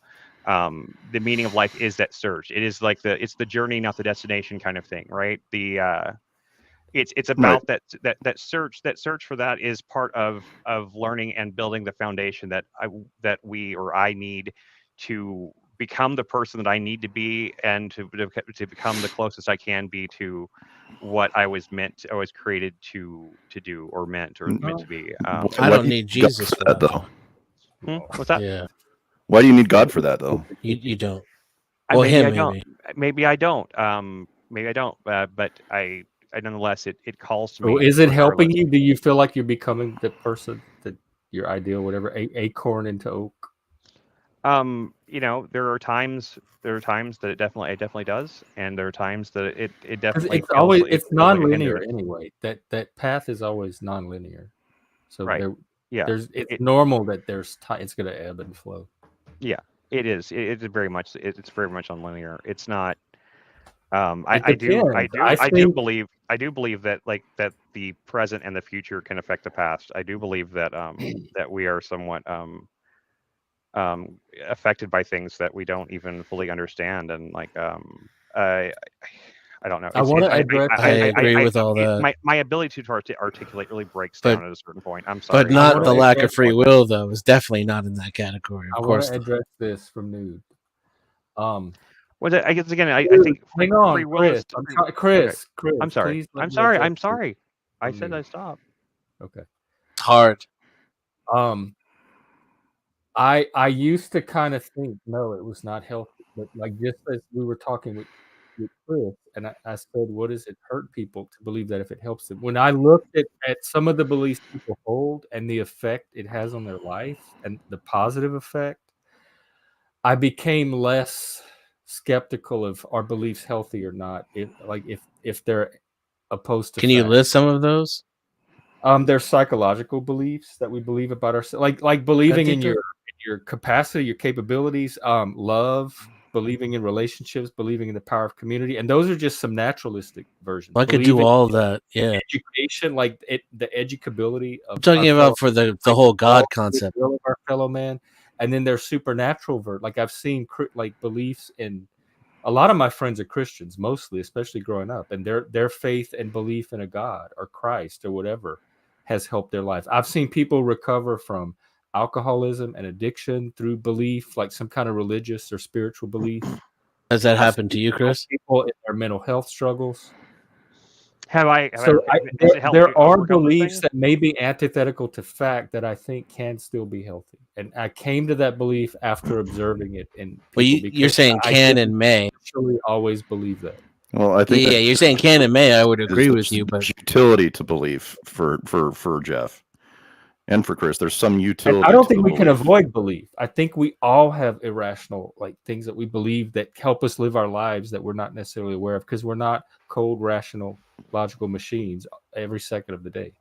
I think we should avoid belief as much as humanly possible. yeah, I agree. I don't think it is avoidable at all. I think we believe things about ourselves, about the people around us, about society that are just like default a priority. But who's a we? priority that we live Because our I life. don't believe those things. I think 9 times out of 10. Well, I don't think you're That's why I don't get along with a lot of people, honestly. your life either. There's a certain like faith in things that you have that let society run that you might not just Well, be this is conscious kind of of it. like that old kind of argument where it's it was posited towards an atheist, and it was amazing responses like, well, do you believe that your wife will not cheat on you?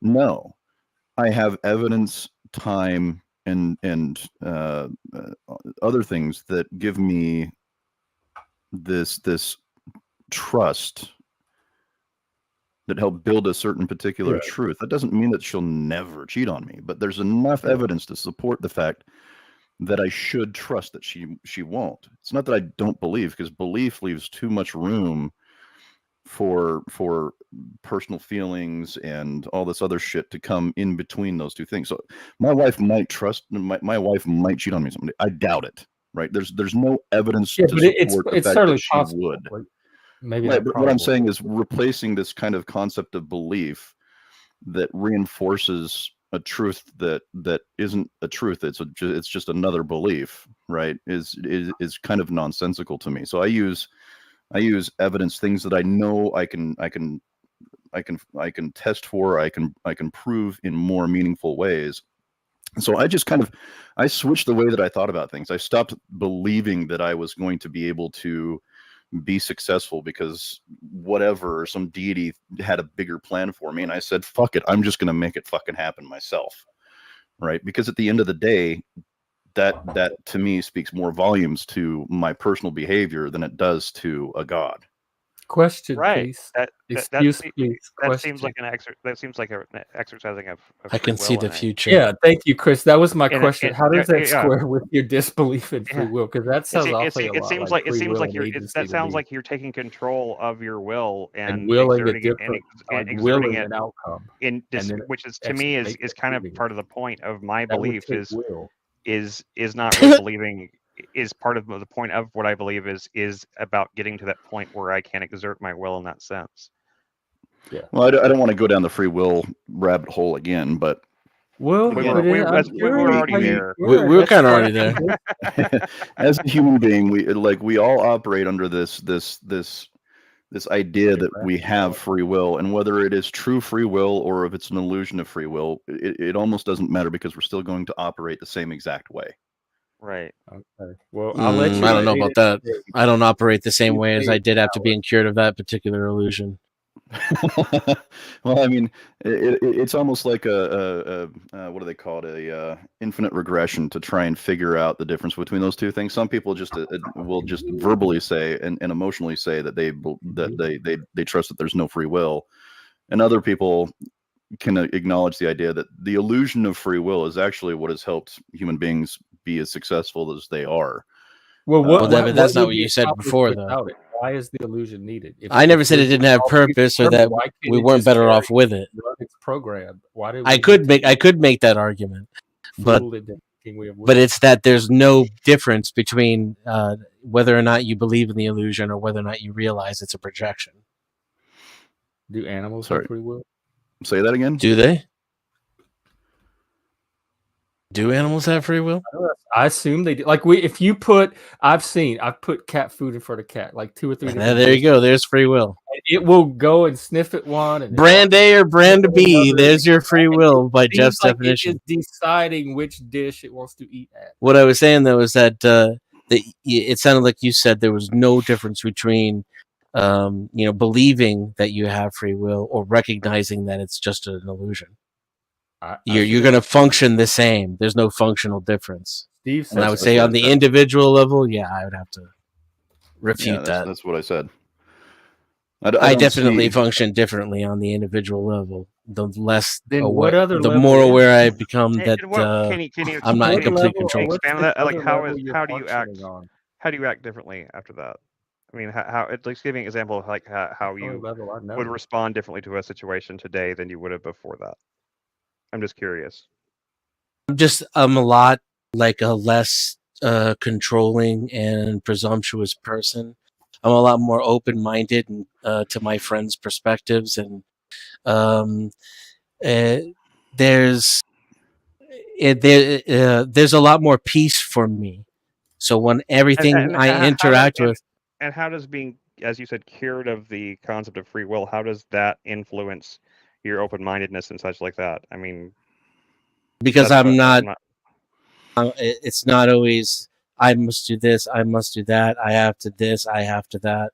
I've let go of a lot of that. It almost sounds like the way you believed in free will before was almost like a lack of free will. It sounds like you believe that you had to do certain things because of free will or something like that. Whereas, and now you feel more free because you don't believe in free will. It's very paradoxical to me. Yeah, I would agree. I would agree with Chris's. Very liberating. There's some programming involved. Isn't that what cult people? So like once you realize how much of your life is programming, by stop telling yourself that it's you, then programming is experience. Give me an example of something in my life that's programmed. Nothing feels programmed by who? So it has nothing to do with feelings. Let's remove feelings from the conversation because feelings are irrelevant. But what you could do, and how Dennison is describing it, is like, okay, so you've got these experiences that you've had throughout your entire life, right? Yeah. And these experiences, whether you're consciously aware of them or not, are helping you go through life choosing particular paths, so to speak. Yeah, right. Your brain builds up this model. Right. You can't make a decision that you were unaware of. So all these things, all these judgments that we place on our experiences guide our perspectives about the things that we're going to be doing. Yeah. Right. So there's that whole conversation that really counterweights every single thing that we're talking about. Like, this weighs exceptionally heavy on the whole topic of free will. Is like, we have to understand that human beings, as we are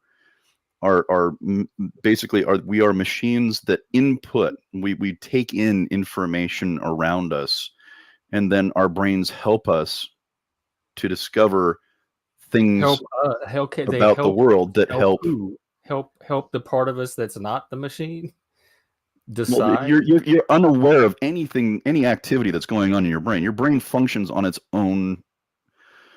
Oh God, what's the word I'm looking for? Internal volition. I mean, Thank you. Like, your brain is going to make processes whether you are consciously aware of them or not. Like, I think this is kind of But where you people keep kind of. saying And the you, one that but you're consciously there's aware of, you nothing- think you're in control of. there's Right. nothing that's not part of my brain. So you keep saying like you, and then my That's brain, where you but it's project the all my ego brain. and all those things that make you think that you're in control. That's what the you all is. the There's a lot of Freudian and Jungian concepts packed into that you. Most of which, according to Jung, would be shadow, which means that you're not conscious of. So you have less free will than you have free will, even to the extent that you could have free will. Yeah, I mean, if you think you're in control of your brain function, like, I would suggest that you I've go never and said And change the an more opinion about brain something that function. is I said I was in irrevocably control of my true. ability. Like, the more aware know. you are of how much control you lack, the more awareness that gives you in that All I asked was for an equation. example of Fuck's how I sake, was man, it's programmed, impossible. and it It's never impossible. came. I never did because he answered for me, so I shut up and listened to you guys That talk. we're a machine, But I was just about to start. who's programming the machine. I was about to describe something that was my opinion. I don't know what it was, but Right. you talk. Why do you do that? Why do you? you just talk over people that are talking? Because it's What is that? Is that straight? I get the top priority. okay? And if this was your channel, you could be talking over people. Okay, I got you. And I Understood. don't always do it. You get to So talk repeat your first. question because I have no idea what it was. I was talking that whole time.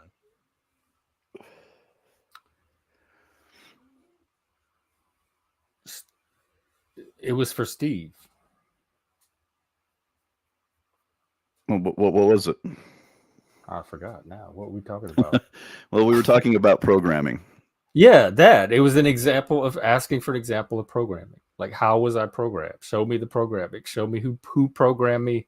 What is the programming? That question was for me, that programming, and I was about to answer it, and then he started answering. And you're not going to like my examples, but I was about to give them. Do you still want them? Sure. Yeah, you're programmed by your parents, by your city, by your town, by your school, by your government, by the TV, by music, by literature. So what I agree, music and literature had a huge effect on me, but show me the programming, because it has a very That's it. That's the programming.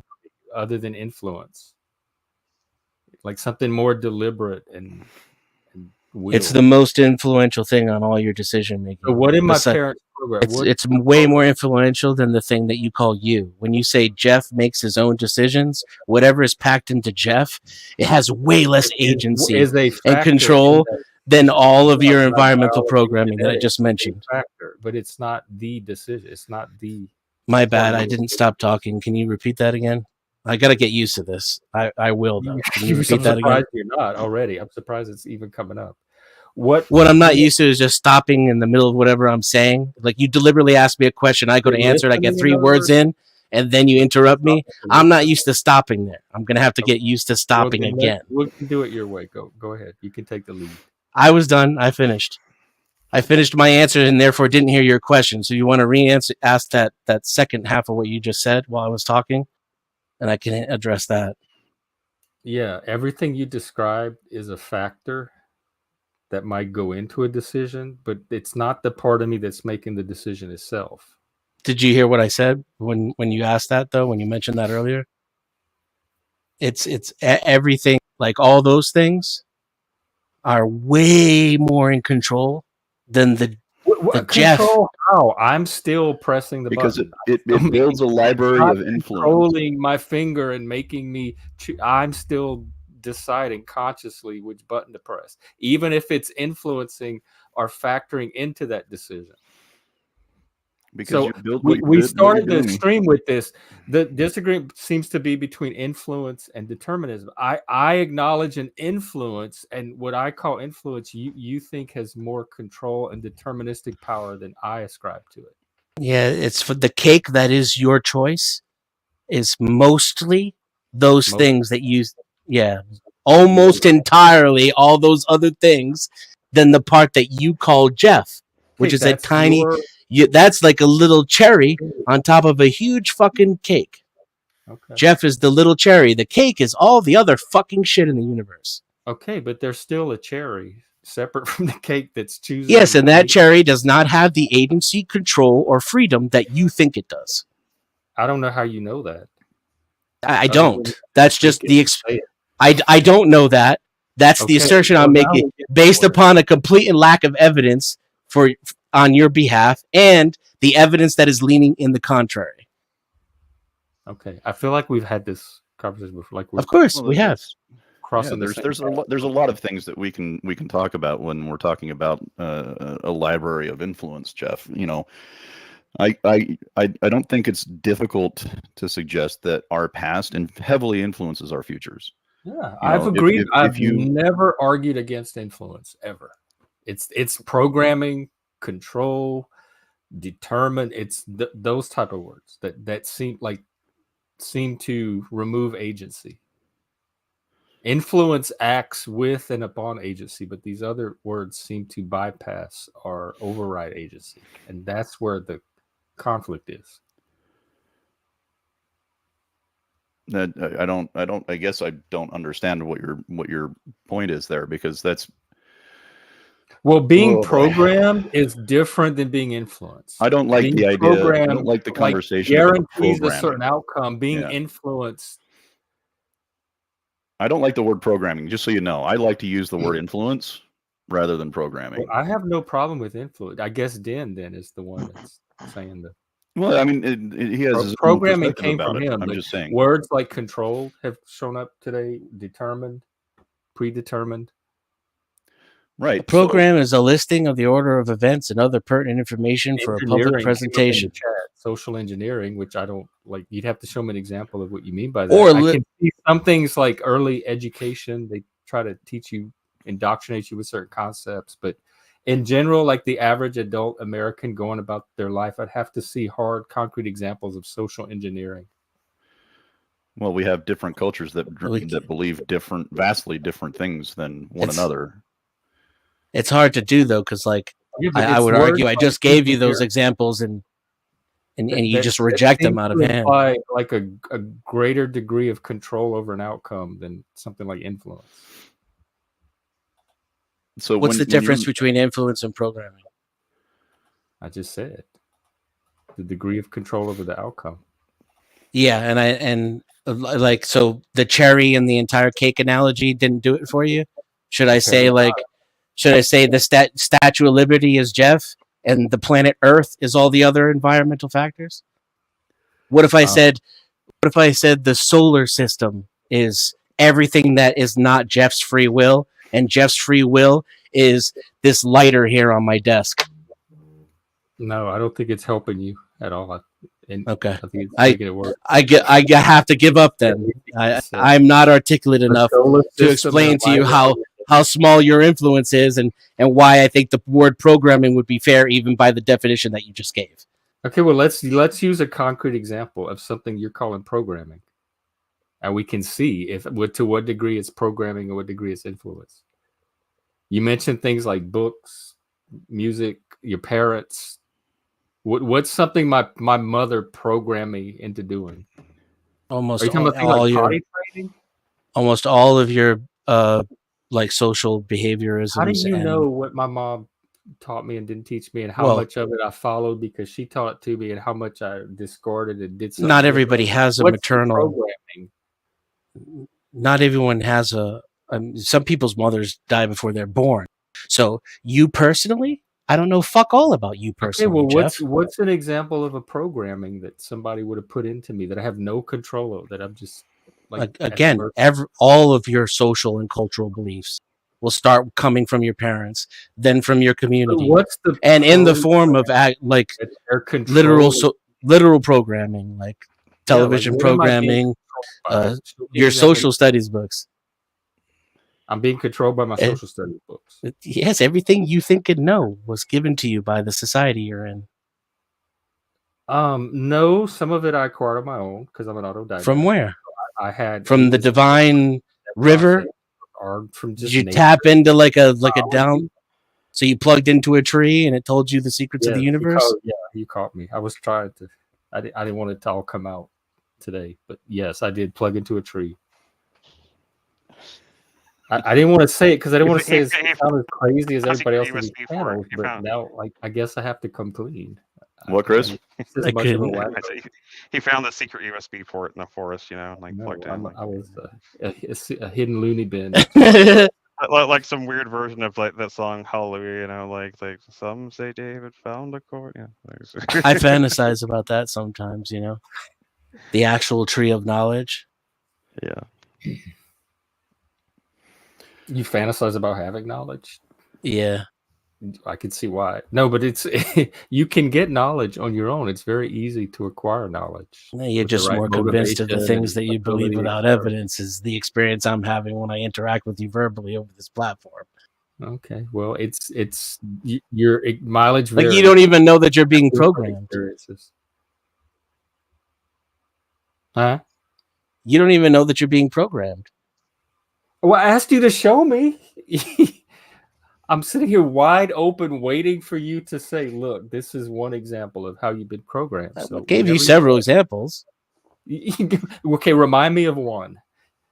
Something specific. You said parents, books, movies, music. Yeah, and I acknowledge all of that can be an influence. Well, show me where it rises to something. So where's the influence outside of that? Where's the programming part of it? Programming is based upon the extent to which it has an influence comparatively. That's your definition. So where's the influence outside of all those things? What? Where's the influence outside of all those things I mentioned? What? Hey, I don't know what to do. Chris, do you understand I concede. I concede to the people listening. I'm confused. What's the influence outside of all those influences? Yeah. Give me the list of things that are not programming, Jeff.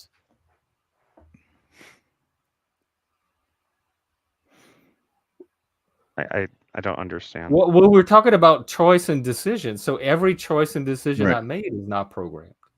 It's me making a non-programmed choice. It could be an influence choice, but it's not a programmed choice. You have to show me how it's programmed. I have no choice but to make the decision that I make. Denizen's question is, I understand his question. His question, if I'm assuming I know what he's talking about, is, our argument is that all of these influences play a role in what we perceive as decisions, as free will. And I would grant what you're saying is that there's something else there that is Jeff, that is. Well, you just said that too. You said play a role because it's a role among other factors. See, I didn't hear what you said because he was still talking. So, what plays a role? Well, okay. I'm just trying to follow along the conversation. I'm gonna go pee and let him catch you up, and I'll come back. No, I don't. Did you hear what he said either? Because I haven't been able to finish anything. So. Yeah, I don't think he would have to have repeated himself because he's the only one who heard it.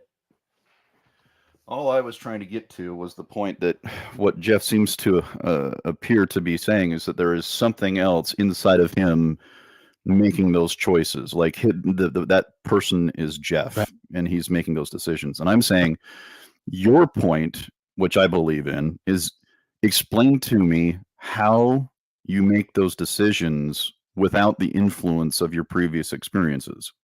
Right. And what is the other influence too? Because he said it becomes programming when it's the most influential thing. So what is the other thing that's not all his social programming that is more influential than his social programming? Right. What is it? Where does those sources of information come from? A USB port in the forest? Ghost in the machine. Like, where's the ghost in the machine? Okay, spoiler alert, ladies and gentlemen. No offense to anyone listening. I'm a very impatient and inarticulate person. Spoiler alert, there aren't any. You don't have free will, especially not in the way you think you do. Yeah. And I'm sorry. It's not my fault, but I'm sorry. I got the joke. But yeah, it's when you start to look at it, like all of these influences in your life, your history, your interactions with people, your family, your location, your community, the books that you read, all of these tend to pile up into a library of what I would consider semi-consistent behavior. You build this, if your experience is only of shit and pain and misery, right, you're going to tend to make decisions based around that because that's your normal, right? You get into the situation all the time where people will live their lives in incredibly stressful ways and make really poor decisions because chaos is their fucking normal. That was what they were raised to live in, and they will tend to make decisions that keep them chaotic. Yeah, that would apply to me, but the decisions are not always poor as a result of that. Sometimes chaos-based decisions can be the right ones. Well, and Dennison's question, I think I could probably narrow it down to this, which is, explain to us the very specific part of you that makes decisions, and what's that process like? I call it free will. Or in the Dabrowski model that I use, it's called the third factor. You have the biology is the first factor, social environment is the second, and then the third factor is that internal ability to be aware of the two factors and choose and guide and direct their influence. Well, you don't get a choice in at least two of those, and it sounds like you don't really get a choice in the That's why third it's one. called the third factor. It's the factor that does have the choice. Right, but that's just adding another So you're layer right. of another There is question. a part of the influence, like you said, that's something separate from the influence itself that's making what you said before I walked away. That is correct, and I would call that the will or agency, consciousness, third factor, whatever word, ego, whatever term you want to use for it. That center of consciousness. Yeah, but how does that function in a decision-making model? It just does, because that's not much of a. What do you? I don't. To me, it's not that hard to understand. You have a set of inputs or influences, Right. and then you make a decision between them. Like it can be like A and B. You have two things, A, B, and then something in your mind can consciously decide. Well, according to the three model decision of which here, button to press is not controlled. The conscious will or mind can determine in that moment which button. So according to this three, what did you call it? The third factor model. The third factor. Okay, according to these third factors, is there any part of it that would allow you to make a decision that you otherwise would not been aware of? Can you decide to think about something you have no knowledge of? Okay, wait, let me say that again. Slow. Can you think of something that you have no knowledge of? There have been things like intuition where the knowledge came after the the perception carried more than the actual conscious knowledge at the time, and after the fact the conscious knowledge kind of had to be teased out of it. So I would include maybe things like that, or like I was using earlier, when you're walking down a trail and you see a stick and you jump because you think it's a snake, but it happens so fast it's not conscious. It's like your body perceiving and reacting. Right, but you didn't have a choice in that. No, that one, no. Right. So my point is that you can't think about things that you have no conscious awareness of. I can't. Well, thinking is a conscious activity. I can't think Right. about anything that's not conscious. Right. So when you're making a decision, can you decide about something, or can you think about something that you have no knowledge of? And the answer is irrevocable. But when I'm making sounds like a computer. I'm thinking of the things that I am conscious. That's what I don't understand a decision being something Right. you're not conscious of. Because you can't make a decision that you don't know that you can't But make. all you have to know is the choice. You have to be conscious of what you're deciding between. So the A and B, I have to be conscious of what A is and what B is, and then I choose between the two. Just like the waiter says, like, do you want Coke or What he's saying is 100% correct, by the way, which is like that's exactly why there's no free Take will care. there. He's describing the process in which choice creates itself. So I don't understand what Steve is asking. Like, whatever influences my choice, there's still something separate from that influence that's making the actual choice. Well, and I'm saying make a choice that you don't think you should make and see how that works out. I've made plenty of choices that I don't think I should make. Well, but I've made those choices. Like, even coming up here to Seattle was a choice. I sat there, like, it was the fork in the road, and I debated and consciously what vision this way and evaluated, etc. And right. I made a choice, and my whole body was screaming at me, "Don't do it!" Red lights flashing, warning signs. Like, I got this really strong, definitive, conscious, like, intuition that this was not the choice, and my conscious mind overrode it and said, I don't care, I'm doing this anyway. And I got on the plane and I came up here, and I saw very quickly that it was the wrong choice. And whatever that, like, experience of intuition or warning sign, like Socrates talks about his daemon, I knew that that's what I should have listened to. But in the moment when it was happening, I even knew then, I just overrode it because I wanted to get out of Louisiana, and I wanted to be with this guy so bad that I just used part of my mind to override the stronger part that was trying to get me to not make this choice. Mm-hmm. Right. So all those other parts lacked the free will that the one part did, had more free will. Right. There seems to be, like, there's a driver in the driver's seat that has to make the decision to hit the gas and to turn left or right. So there's still the part of me that has to execute the choice. So that part has some influence on how if it can override all these other parts. But if you were consciously aware, automatically take the car somewhere. What makes you think that you're consciously aware of that person? Because it, like, what makes you think that the person that you feel you are right now in this moment, what makes you think that that's the person who was consciously aware of those choices, that consciously made those decisions? More to the point, what if it wasn't? What if you're consciously aware of driving, but you're literally, it's just Robert De Niro is playing you in a video game, in a car driving video game. So really, Robert De Niro is the one choosing everything, but you are experiencing that consciously. How would you even tell? How would that even be any different from your everyday life? That's not an example I can relate to. I don't know what you're talking about, Robert De Niro driving me, but I have had experiences where I have been blacked out from alcohol, and I have made choices and decisions that I had no conscious I was making, and when I hear about them the next day when I wake up.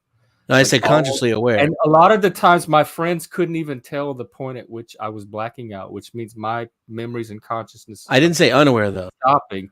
And to them, it looked like I was interacting like my waking self, making decisions and choices. But I was making them in the moment consciously, but after the fact, I have no consciousness of how I was doing it. No, I'm saying consciously aware. I was like on autopilot, or something in me was making those decisions that was not the part of me that was conscious of them after the fact. But consciously aware, not unaware. I'm saying even if you're consciously aware, so you don't need to black out or anything. You remember everything you did. It feels like you were doing it, but you are but you're literally being in a. Doing them. But I'm saying even in a circumstance in which you are aware that you're doing something. So you're saying life is like a blackout, like the little moments that I experienced in the blackout. That's what all of life is like. Like we're doing and making decisions, but we're not really. No, I'm saying even if you are consciously aware that you're doing something, how would that feel any different than if you're being controlled? If someone's controlling, we were taking feelings out of it because they were not relevant, or that's what Steve's proposed. I don't know what that means. The question of how it feels, I don't know. No, how would it be any different? How would your experience be any different? between me consciously making a choice and not consciously making a choice. Like me, No. I don't know, walking down a sidewalk and like deciding a path consciously versus in a blackout state. How would those two things be different? No. No, you remain consciously aware in both scenarios I'm describing. Just one, you live in a predeterminative universe Where everything's already. Does it Wait, feel yeah. like I'm making a choice in each one, in each situation? Do I have the experience? Whatever that means for you in one universe scenario, A, it's the same in universe B. but you're saying that I didn't really choose it; it was already I chosen. mean, man, It feels like I chose it, and then in I'm the other trying to scenario, adjust to this style of interviewing that you're doing or whatever this that's is, good. but You know, if you're going to hang out on this panel but- regularly, that's probably a good thing to do. but I'm- You've but been I'm- this is but I'm like your struggling- 6th, 7th time back. So I'm struggling to answer your questions because I get 4 words in, and you're like, so you're saying this is a neurodivergent space, and like a lot of us are bad at timing and coordinating and stuff like that. So I'm sure there's some of it. But go ahead. Did you want? I'm asking you what the difference would be if you are consciously aware of your choices, but one of them is in a predeterminative universe controlled by Robert De Niro. If you leave Robert De Niro out and just say a predetermined universe, by Garfield.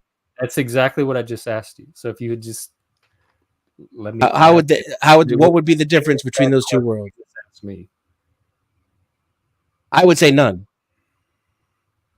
From your subjective experience, there'd be no difference whatsoever. I don't know. It's a hypothetical thought experiment. I can't see anything on the surface that would make me think they'd be different. Experiential. Agreed.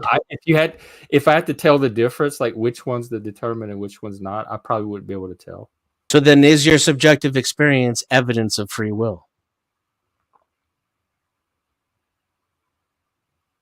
It's part of the evidence.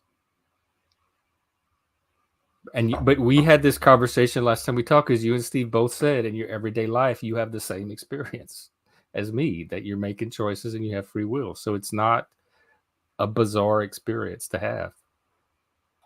No, I never said it was bizarre. Just that it's an illusion and a projection of the ego. Right. You think it's an illusion because you do all not just me hypothetical theorizing after the fact that gives you the illusion that it's an illusion. But that doesn't mean I have to. I mean, it's chronologically just not how that happens. I don't think it's an illusion, by the way. I think we have the perception that we have free will, but in all actuality, when we get down to the nuts and bolts and get into the weeds of how we made that decision, we realize that we were never necessarily consciously aware of the choice that we were going to make. So what is the difference between that and an illusion? Well, an illusion speaks to me of intentional masking or a fallacious kind of belief in something. Where what I'm saying is that when I talk about free will, I talk about it in the sense that there's a lot of factors that are underwriting how we make these decisions that we're not consciously aware of. Say that again.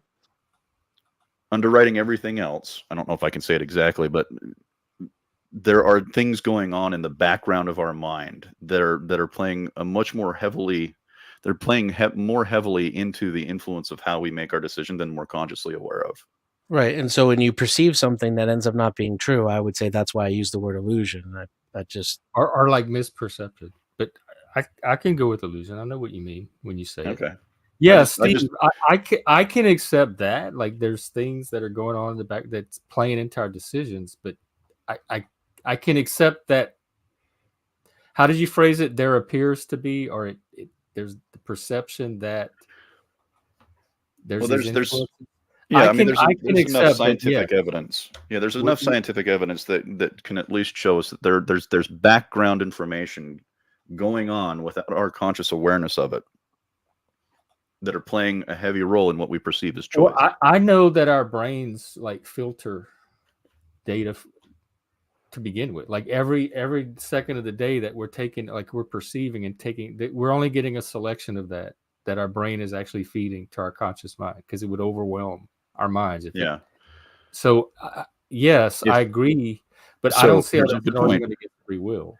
If you don't have a choice in the information that's being used, then right, but by the that very information is definition, not the choice itself. That's right. But you need information to make choices, yeah. right? Well, so if I don't have a that choice in the doesn't like information that is actually the operating, the amount of information I have doesn't mean I don't have the freedom to make a choice. I don't see how the two are connected. It may be a less informed choice, but it's still a free choice based on the information I have. The amount of information doesn't control the choice I make. Oh, Jesus Christ. yeah, I yeah, definitely have found the opposite to that to be true. yeah.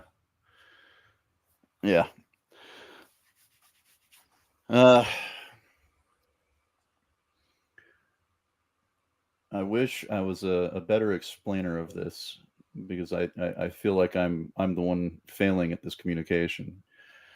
But I'll give it one last go, and then I got to get going. I got stuff I got to get done today. But Like there's an the whole, imaginary. Oh, go ahead. I'm just saying that there's this whole premise that you know that you and I operate on differently, which is, I believe that, well, I trust that there's enough evidence to support the fact that if I'm so desperately unaware of all the background machinations of my brain, right? If I'm so unaware of all these things, how can I be confident that I'm actually the one making the decision? Who would be making, like, even with the background stuff in your brain, how would that add up to something other than you making a decision? Because if I'm not consciously aware and controlling all of the different things that I need to be aware of to make a decision, then I'm not making a decision. You're still There making just seems to be a choice that means that gives me this feeling of choice, right? These options that give me a perception of choice. But really, at the end of the day, whatever makes that decision in my brain, I'm not consciously aware of it, as I'm not consciously aware of anything else that's going on in my You're brain. not consciously aware of the part of you that makes a choice? No. Like if No, I I'm asked Neither are not you when it consciously comes aware. to two love. options and you had to press a button, you're not consciously aware of the moment that you decide which button to press? No. That's Oh, I measured can't. in science and neurology too. Yeah. Like, they literally, you I can't realize imagine not being aware of that moment. I'm so aware of it. Like I could pinpoint the exact millisecond that I'm making that choice. I don't know how to not be aware of it. right, but when it's measured by Other than, like, scientists, the you're way behind. It Yeah. happens Might way be before more you evolved. think it That is does. possible. I do have this theory that I'm inbred. Y'all may be more evolved and advanced than me. No, that's not what I mean. Could be working off of archaic. I mean, the hardware. thing that is you recognizes the choice after it happens in your brain, not Right. that you are while slow. I'm mashing the button, I'm conscious that which button I'm mashing. So that's really the easy to moment I disprove, decide though. to move my hand toward one or the other. That's literally been disproven by neuroscience, though. No, I'm telling you what Yeah. I can tell. I don't care what neuroscience says. I can show you the moment I Well, do it. I can clearly. say, this is right here. So- There's where I did it. So And they Steve was they saying literally he's detect not it. aware of the moment he makes the choice, and I can't imagine not being aware. So I'm trying to imagine his theory of mine in reality, and he was trying to imagine mine, which is a good thing to do. Yeah. So the best way I can explain it is there was a study, a heavy study, and I'll find the study for you and I'll give it to you later. But there was a very, very, very good study that was produced a couple of I think it was about 10 years ago, where neuroscientists sat down, they did this study, they hooked up electrodes to the human brain, and they had a pretty large n number. It wasn't a very small, it was not a small study by any means. And what they were able to do was they were able to watch and were able to actually calculate that a person would make a decision about 300 milliseconds before they were consciously aware of it. So they weren't consciously aware of the decision that they were actually making, because the decision was already made in the background before they were ever even consciously aware of it. Like this is there like, is we were a able to do point this with- with 94% accuracy, dude. That is off the fucking scale. That's no longer correlation. Dude, that's like fucking causation by definition. Okay, here's the thing. There is a point after that initial point where they do become aware of the choice. because that's the point I was describing. And I have acknowledged earlier to Den and several times that I do accept that there's this gray area where our choices may be like which potato chips we're going to eat, and we think we're choosing, but we actually have already made the choice, etc. I have heard that. I'm familiar with some of those studies. So I am allowing for that small little gray area between the actual choice that's detected on the brain equipment and the subjective experience of when you feel like you're making a choice, and having that little gap be there. So what that demonstrates, that possibility, I still don't see how it validates the experience. Because what it demonstrates is the Jeff that you are experiencing, the one that you're so certain is pushing the button at the right time, is sitting around for a half hour, neurologically speaking, and then he hits he's watching. He's watching. He's not the agent you think he is. He's not. He's watching what's happening and reacting to it after the fact, literally. Is that the lizard part of me doing that? But is it like the star where the light we see from the stars is actually millions? I mean, you could liken it to that, sure. The actual starlight. So when I actually make the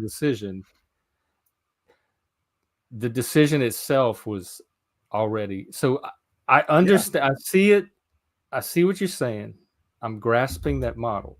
It feels weird to me. It doesn't seem like it matches my experience, but I at least get what the model is, and I'm going to play around with it and see. I appreciate your acknowledgement of that, because that's big. That's huge to be able to do that. That takes a lot, because when I learned about it, I was like, holy fucking shit. It's not resonating. I called bullshit when I first heard 100% like it is with you, but I do get the temptation to like kind of take that perspective. I immediately tried to debunk it. Yeah. For years. But they were able to reproduce it multiple times, and that's the most impressive part about it. It's a reproducible. And I said, like last time we had this debate, I said your strongest argument against free will is that when you just said those studies. Yeah. Well, I've said it before, and it was kind of dismissed.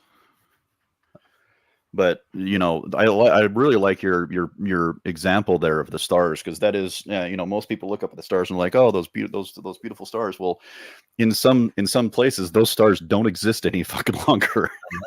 You know what I mean? We just perceive them as they are at this moment right now. But it took 13.8 billion years for that light to come to us at the most distant parts of the universe, right? So we're actually not aware that star is gone and dead and no longer exists and hasn't existed for 5 million years, kind of a thing. Those studies were brought up in one of the past conversations. And I acknowledged them then. So they're nothing new. And I said then that I think this is our best. If we're going to have this discussion, those studies is the best place to start, because that's the one okay. Well, I'll take that then. Credibility with me. I think my feelings probably overrode my. It was in my opening statement. That those studies were in my opening volley. I was encouraged first to come up here and describe. I've had conversations before with other people about those studies. And I noticed the potato chips, that like when you're going to you're hungry and you want a snack, and you're going to the store and you're getting some potato chips, but before you left your house, you've already decided that you're going to have those chips. It was like, do I want the chips? Do I not want the chips? But that's interesting. Your body has already decided before you start wrestling whether you're going to have those chips or not. But there's been times when I've resisted that strong impulse too. And then we brought up the example of love or infatuation, or like we're not in control of you're not free to choose who you're free to love. And so we debunked our will is not completely in our control. We debunked the addiction recovery from addiction requires free will argument in the last show. Oh, did we? After Cult of Culture left, we probably did, because it was an unsafe space. I have seen, like, working adjacent to that field. It was the stream where Joe Cool was on. People use their agency to recover from addiction, unless they're just that they won the lottery, that automated process is just going to be more successful through them than others. But it seems as though people can be encouraged and taught how to use agency to improve their ability to recover from addiction. So if that's an illusion, it's one that works. Like we can The help. the, the illusion is just that there's some kind of like, independent agency. You can't. Your experiences do add up, and for people who I say like you, I would say eventually, Jeff is gonna fucking. He's gonna get better. He's gonna will himself, so to speak, to make changes that he wants to make. There's going to be a whole shitload of stuff that Jeff's not going to even bother changing, though. Yeah. All right, I got to head out. I got stuff I got to do, guys. Take care. I'm not a We'll talk to you later. Peace. When every microsecond they have to consciously like make 1,000 little choices to keep their character going in one direction and not another. Or dancers or any of those people. Well, dancers, I guess, can have train themselves with muscle memory. Probably musicians too. Oh, I didn't realize that's right. Y'all were fighting earlier. I can always read all his comments, though. Oh, okay. He can read yours, he says. No, yeah. I'm not in recovery. I don't have addiction. If you include mental health as recovery, yes. And some states here in Washington, they're trying to get the word recovery to cover all of them, but people still use it to just mean addiction. But so I have PTSD, mainly dissociation, that kind of stuff that I am in recovery from, but it's not addiction, substance use recovery. It's mental health recovery. But nowadays, depending on who you ask, it's all recovery. So yes. Well, we can wrap up. I gotta get to the store anyway.